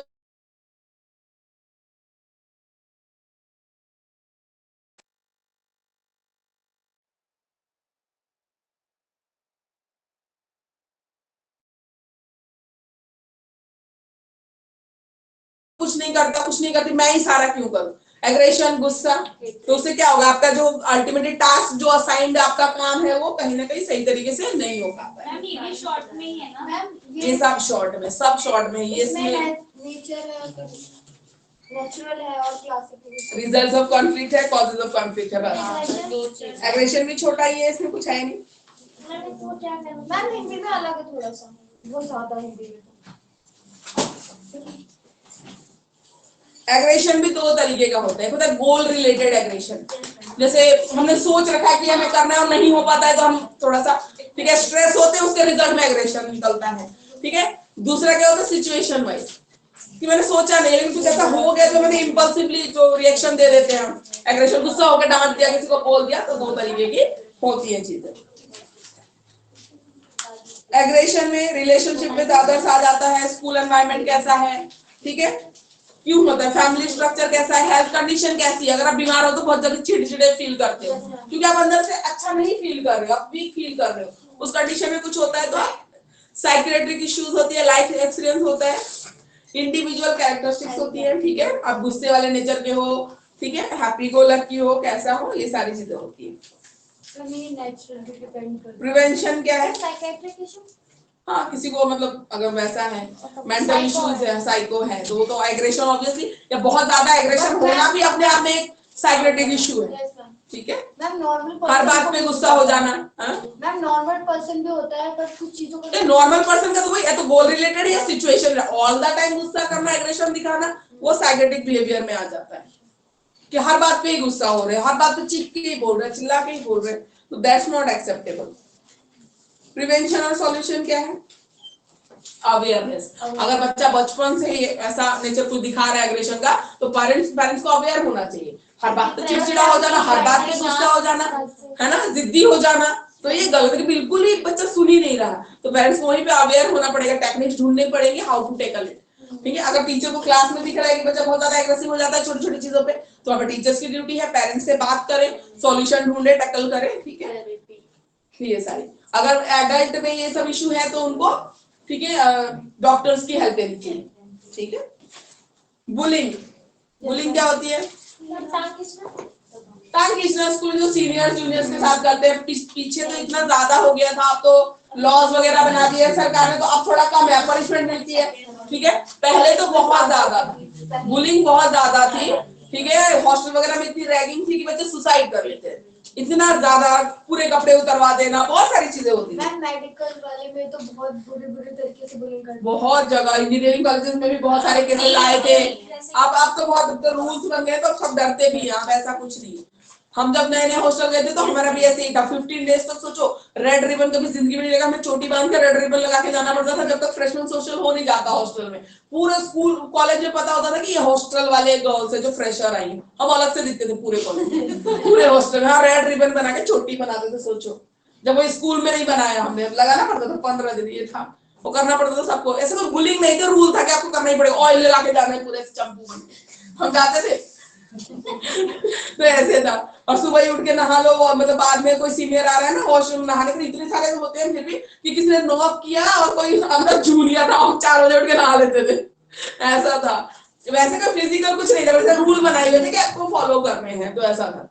सच में मैम, हाँ था, ये हॉस्टल में की बात करो, कॉलेज में तो कॉलेज में तो ऐसे सीनियर से बुला लिया, थोड़ी टांग खिंचाई की, थोड़ा गाना गा के दिखाओ, थोड़ा ये करके दिखाओ, ये सब। और बाकी हॉस्टल का बता दो, 15 दिन तक फ्रेशमैन हॉस्टल नहीं हुआ तब तक कैंटीन जाना अलाउड नहीं। हॉस्टल में चाहे सड़ा हुआ खाना मिले चाहे गला हुआ मिले, तो आपको वही खाना है। कैंटीन में दिख गया ना तो फिर आके सीनियर्स फिर क्लास लगाते थे शाम को, कैंटीन में क्यों गए तुम लोग को, अभी अलाउड नहीं है, 15 डेज क्यों गए, कैसे गए, तो ऐसे। और बोलते थे इतने सारे सीनियर्स लड़कियां कि नाम याद रख के गुड मॉर्निंग विश करो, नाम याद करने में 10 दिन लग जाए हमें इतने सारे, फिर भी अब जिसका याद होता था बोल देते थे, नहीं याद होता था तो गुड मॉर्निंग, सबको विश करना है, किसी की कंप्लेन नहीं आना चाहिए गुड मॉर्निंग नहीं बोला, तो इस टाइप का था। ऐसे कुछ वैसे फिजिकल अब्यूज ऐसा नहीं था वहां पर, ये 15 दिन का था। फिर बाद में हमें भी अच्छा लगता है, हॉस्टल भी घर टाइप ही फील होता है जब आप कंफर्टेबल हो जाते हैं। बाद में हम भी यही करते थे, 15 डेज बनाओ, छोटी बनाओ और ये सब करो, तो ऐसा ऐसा कुछ नहीं था, मतलब ये रूल्स बना दिए थे कि ऐसे आपको फॉलो करना।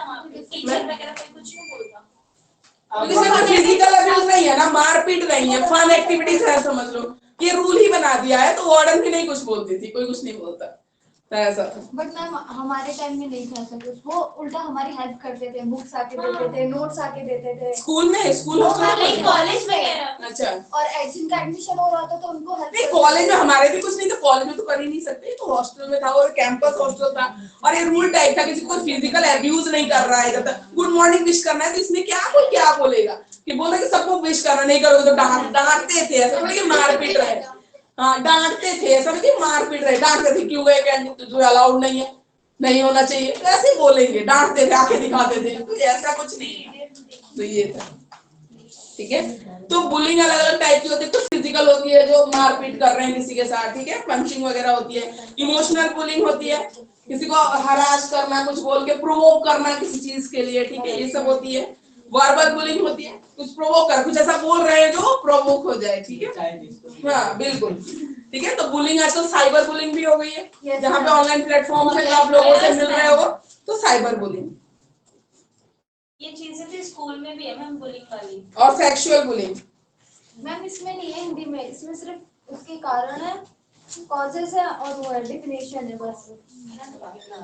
तो सेक्सुअल बुलिंग में स्कूल में जो बच्चों के साथ किया जाता है, जैसे बॉयज है या गर्ल्स की कैरेक्टरिस्टिक्स को लेके उनको बोलना या करना, दैट इज सेक्सुअल बुलिंग। तो बुलिंग का भी कोई लॉन्ग क्वेश्चन कुछ नहीं है, शॉर्ट नोट आया है, सारे शॉर्ट नोट वाले टॉपिक है, ठीक है।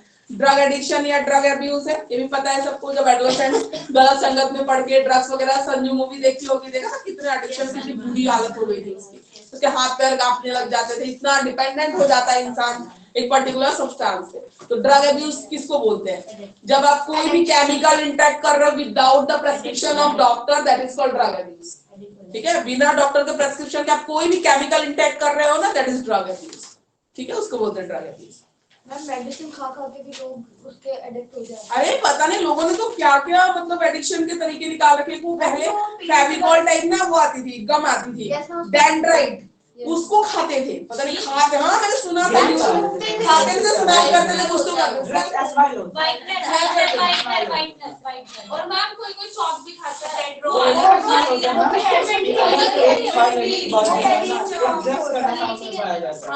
नहीं, वो नशे के तो तरीके हैं, आप किस चीज पे डिपेंडेंट हो जा रहे हो, पुलिंग से रखा गया, पुलिंग में छोड़ दिया गया, किस चीज को, डेंड्राइट को जो सल्फेक्स हो रहा था, अच्छा। बॉम्ब तैयार खाता था जिसको ऐसे ड्रग्स में यूज किया जाता है। वही तो वो गम था, उसे चिपका वाइट दो, वाला गम जो होता था ब्लू सी बॉटल, वाइट में भी तो मैम अभी भी आता है, ब्लू और वाइट में उसमें गाया था, बट उसमें लिखा रहता है कि आप इसे खुले यूज नहीं कर सकते हो। नहीं लोगों ने बहुत तरीके, तो ड्रग एडिक्शन इतना पागल हो जाते हैं लोग उसके पीछे, मतलब थिनर विनर भी मैंने सोचा तो पेट में मिलाते हैं, उसका भी करते हैं, पीते हैं, पता नहीं क्या करते हैं, ठीक है। तो वो लोगों को ना हाँ उसमें भी थोड़ी स्मेल होती है जो उसकी, ठीक है। तो अदर देन कोई भी केमिकल, उसके डेफिनेशन में ऐसा बोला जाता है कि अदर देन कोई भी केमिकल पे आप डिपेंडेंट हो जा रहे हैं, इंटेक कर रहे हो डायरेक्टली, तो उसी को ड्रग अब्यूज बोलते हैं, ठीक है, तो उसी को बोलते हैं। यहाँ तक हिंदी भी टैबलेट खाना विदाउट, हाँ विदाउट, वही बोलते हैं, तो विदाउट डॉक्टर प्रेस्क्रिप्शन आप कोई भी केमिकल इंटेक कर रहे हो, that is drug abuse. Ma'am dopamine release होता है ना, इस वजह से ज्यादा वो लोग करते हैं। वो फीलिंग जो आती है ना उसकी, सेटिस्फाइड फील करते हैं। इम्पैक्ट ऑफ ग्लोबलाइजेशन, ग्लोबलाइजेशन तो हम कर चुके हैं, अर्बनाइजेशन करते हैं, एंड इकोनॉमिक चेंजेस,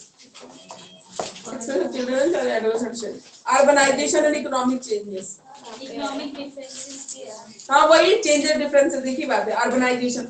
यहाँ पे लास्ट टॉपिक हम डिस्कस कर रहे हैं, 4th यूनिट का listen online students, 3rd unit में से 2-4 टॉपिक्स रह गए हैं, लिसन थर्ड यूनिट में से 2-3 टॉपिक्स रह गए, हम नेक्स्ट क्लास में हम इसको डिस्कस करेंगे और आप सेकंड पेपर लेके आओगे, ओके मैम। क्योंकि ये खत्म हो जाएगा तो हमारे 1 आवर में कंप्लीट हो जाएगा, उसके बाद हम सेकंड पेपर भी स्टार्ट कर लेंगे नेक्स्ट क्लास में। और मैम थर्ड यूनिट के जो टॉपिक्स रह गए वो करेंगे ना, वो तो करेंगे 1 आवर में वो कर लेंगे, उसके बाद सेकंड 1 आवर ही लगेगा उसमें, ठीक है। उसके बाद हम सीधा मैम उसमें 3 टॉपिक रह गए हैं। हो जाएगा 1 आवर में हो जाएगा, ठीक है। उसके बाद नेक्स्ट 1 आवर में हम सेकंड पेपर पढ़ेंगे, तो आप बुक ले आना। Excuse me ma'am. Contemporary Indian education. Hello ma'am. Yes ma'am आज आपने जितने भी क्वेश्चन हिंदी के करवाए मतलब बुक से, वो बस हिंदी के क्वेश्चन आप एक बार बता दीजिए कौन कौन से क्वेश्चन नंबर है। क्वेश्चन नंबर टॉपिक वाइज बताया, फोर्थ यूनिट के सारे टॉपिक्स डिस्कस किए हमने। मैम हिंदी की बुक से बता दीजिए मैम। हाँ बोलिए। मैम हिंदी की बुक से बता दीजिए। सिलेबस में, सिलेबस देख के पढ़ो ना, टॉपिक से कोई लेना देना नहीं। हाँ बोलिए, क्या बोल रहे हैं? मैम मैं ये बोल रही हूँ आज आपने जो जो भी टॉपिक या क्वेश्चन नंबर करवाए हिंदी की बुक से प्लीज एक बार रिपीट कर दीजिए क्वेश्चन नंबर।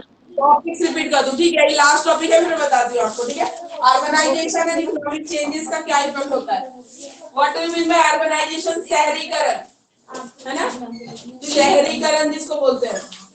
मैं कौन से पेज नंबर पे? पता नहीं, मैंने तो टॉपिक वो ढूंढ लेना, मैं तो सिलेबस में देखा था, ठीक है, बता रही हूँ, क्योंकि मैं मेरे को वो लाइन वाइज बताना भी नहीं, मैं वैसे आपको बता रही हूँ। अर्बनाइजेशन क्या होता है? मैम ये पेज नंबर कितना होगा? रहे नहीं है, धीरे धीरे सारी फैसिलिटी तो सब कुछ जो मैम ने शहरीकरण फर्स्ट क्वेश्चन करवाया था ना वो 295 पे है पेज नंबर। अर्बनाइजेशन तो शहरी, हाँ, गाँव में जो शहर है वो तो शहर ही है, ठीक है। तो गाँव को भी धीरे धीरे डेवलप कर रहे हैं ना, चेंज कर रहे हैं, अर्बन एरियाज में चेंज कर रहे हैं, उसको तो अर्बनाइजेशन, ठीक है, अर्बन, बिल्कुल। बाकी चीजें, ठीक है। Online student page number 347। ठीक है, एजुकेशन इंस्टीट्यूट्स खोलना, मॉल्स बनाना, बाकी चीजें जितनी भी आप शहर में पाई जाती है उसको करना, दैट इज कॉल्ड अर्बनाइजेशन। बिल्कुल, आरसीसी बिल्डिंग्स में चेंज करना, ठीक है। तो अर्बनाइजेशन बोलते हैं, तो इसका बच्चों पे क्या असर पड़ रहा है? दोनों के ही पॉजिटिव नेगेटिव दोनों इम्पैक्ट ही होते हैं। कोई भी दुनिया में चीज है ना, ऐसा नहीं कि 100% पॉजिटिव देगा या 100%, ठीक है। कुछ चीजें हैं जो नेगेटिव है, पॉजिटिव इफेक्ट भी इसका है अर्बनाइजेशन का, और नेगेटिव भी है। पॉजिटिव में क्या है, जो फैसिलिटीज नहीं थी वो मिल रही है, ठीक है ना, रोड है, इलेक्ट्रिसिटी है, बाकी सब चीजें पहुंच रही है, घर मिल रहे हैं। हाँ, कोई तो करे, घर है, इलेक्ट्रिसिटी है, रोड है, सब बन रहा है। ट्रांसपोर्टेशन इजी हो गई है, ठीक है। इलेक्ट्रिसिटी सप्लाई आ गई है, बाकी बच्चों को सारी फैसिलिटीज मिल रही है, अच्छा एजुकेशनल इंस्टीट्यूट खुल रहा है, ठीक है। और नेगेटिविटी में क्या है? संघर्ष कम हो गया है, मेंटल पॉल्यूशन है, एग्रीकल्चरल लैंड कम होता जा रहा है, ठीक है। अर्बनाइजेशन, ग्राउंड वाटर कम होता जाएगा, क्योंकि अगर आरसीसी बिल्डिंग में पानी पार्कोलेट करने के लिए जमीन में जगह ही नहीं है, खुला एरिया कम होता जा रहा है, ठीक है, ग्राउंड वाटर कम हो रहा है, और पॉल्यूशन बढ़ता जा रहा है धीरे धीरे, पेड़ कट रहे हैं, तो अर्बनाइजेशन ऐसे तो हो ही नहीं रहा है। फॉरेस्ट हो, डिफॉरेस्टेशन हो रहा है, तो जितने इसके पॉजिटिव है वैसे इसके नेगेटिव इफेक्ट भी है। और अगर मैं नेगेटिव नहीं लिखे तो पॉजिटिव नहीं होगा, नेगेटिव हो लिखना पड़ेगा, बिल्कुल अर्बनाइजेशन लिखना पड़ेगा ना। अर्बनाइजेशन का नेगेटिव इफेक्ट भी तो है, खाली पॉजिटिव आप कैसे दिखा सकते हो? उसके बाद इकोनॉमिक चेंज का कैसे बेरोजगार भी हो रहे हैं। हमें पता है, पढ़ के ही बता रही हूँ। इकोनॉमिक चेंज का बच्चों पे कैसे असर होता है, ठीक है। इकोनॉमिक चेंज का मतलब अगर कोई रिच फैमिली पुअर हो जा रही है, पुअर फैमिली धीरे धीरे, ठीक है, रिच हो रही है, या किसी रीजन की वजह से सडनली रिच हो जाना, इकोनॉमिक जो फैक्टर्स चेंज हो रहे हैं उसका बच्चों पे कैसे असर पड़ता है? बहुत असर पड़ता है। एक सर्टेन लाइफस्टाइल में आप ढले रहते हो, फिर वो धीरे धीरे चेंज आता है, ठीक है। अगर आप अच्छा अचीव कर रहे हो नीचे से, तो आपको अच्छा अच्छी फैसिलिटीज और बाकी चीजें मिल रही है, और चेंज में मेनली हम उसकी बात करते हैं, प्रोग्रेसिव चेंज की बात करते हैं, ठीक है। तो उससे क्या होगा, उससे इकोनॉमिक जब चेंज आएगा, ग्रोथ आएगी, तो बच्चों को सारी फैसिलिटीज अवेलेबल होगी, लर्निंग में हेल्पफुल रहेगा, और बाकी चीजें। तो फोर्थ यूनिट में जितने भी टॉपिक्स है ना, आप इसको शॉर्ट वो जोड़ेगा भी तो 3-4 को जोड़ के ही लॉन्ग बनता है, इसका अकेला लॉन्ग बनने का कोई सवाल ही नहीं है, ठीक है। कि अर्बनाइजेशन आपको लॉन्ग में पूछ लिया, अकेला मतलब ही नहीं। बुलिंग अकेला लॉन्ग में पूछ लिया, मतलब ही नहीं। जोड़ेगा भी तो 2-4 टॉपिक जोड़ के लॉन्ग बनेगा, अदरवाइज ये सारे शॉर्ट नोट वाले टॉपिक। लॉन्ग में क्या बनता है? ग्लोबलाइजेशन पुअर्टी बन सकता है लॉन्ग में, या मार्जिनलाइजेशन बन सकता है, अदरवाइज और कोई टॉपिक नहीं जो अकेला आपको लॉन्ग में आएगा। तो डाइवर्सिटी का टॉपिक है लंबा, और बुक में भी दे रखा है, क्यों होती है डाइवर्सिटी, क्या इफेक्ट पड़ता है, ठीक है, मार्जिनलाइजेशन, तो वहां पे आएगा ये। ठीक है, तो आज यहीं पे रहने देते हैं, बाकी थर्ड टॉपिक के जो टॉपिक्स रह गए हैं उसको हम नेक्स्ट क्लास में करेंगे, और सेकंड पेपर आप लेके आओगे, ओके मैम। ठीक है। नोट्स मिल जाएंगे, नोट्स के लिए देखो मैं बता दूं, ये वाली बुक है, हिंदी में भी है हमारे पास, इंग्लिश में भी है, इसमें सारे नोट्स हैं, बहुत अच्छे से हैं, ये बुक्स अवेलेबल है, मिल जाएगी आपको, थोड़ा सा आप पढ़ो, मेहनत करो, बनाओ, बाकी हम देंगे आपको फर्स्ट ईयर के तो नोट्स नहीं, नोट्स भेजे जाएंगे ना, तो फोन में भेजेंगे, जैसे ही भेजेंगे आपको मिल जाएगा। वो खरीद लीजिए आप, फोटो ले लीजिए। ठीक है, ये बुक है हमारे पास, बहुत अच्छी है, चौधरी की, नोट्स इसके बहुत अच्छे, आपको मिल जाएगी इसके लिए। एक क्लास के टॉपिक सिलेबस वाइज एकदम 3 पॉइंट दे रखा है, मिल जाएगा।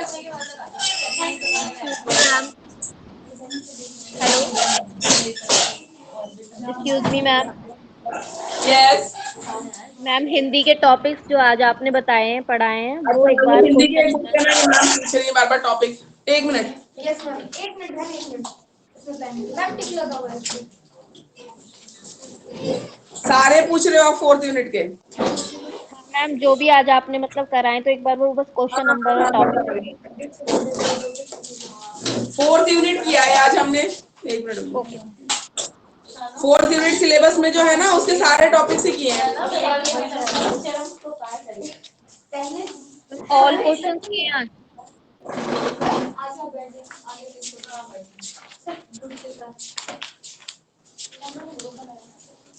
आपको भी ऐड करना है, लाओ नंबर दे दो। ये देखिए 4th यूनिट है गर्ल्स, 287 पेज नंबर पे 4th यूनिट है, इसके सारे हिंदी वाले टॉपिक्स, ठीक है, आप सिलेबस में एक बार देख लीजिए 4th यूनिट का, और इसमें जो टॉपिक्स है वही किए हैं आज हमने सारे, ठीक है, 4th यूनिट के टॉपिक, ठीक है।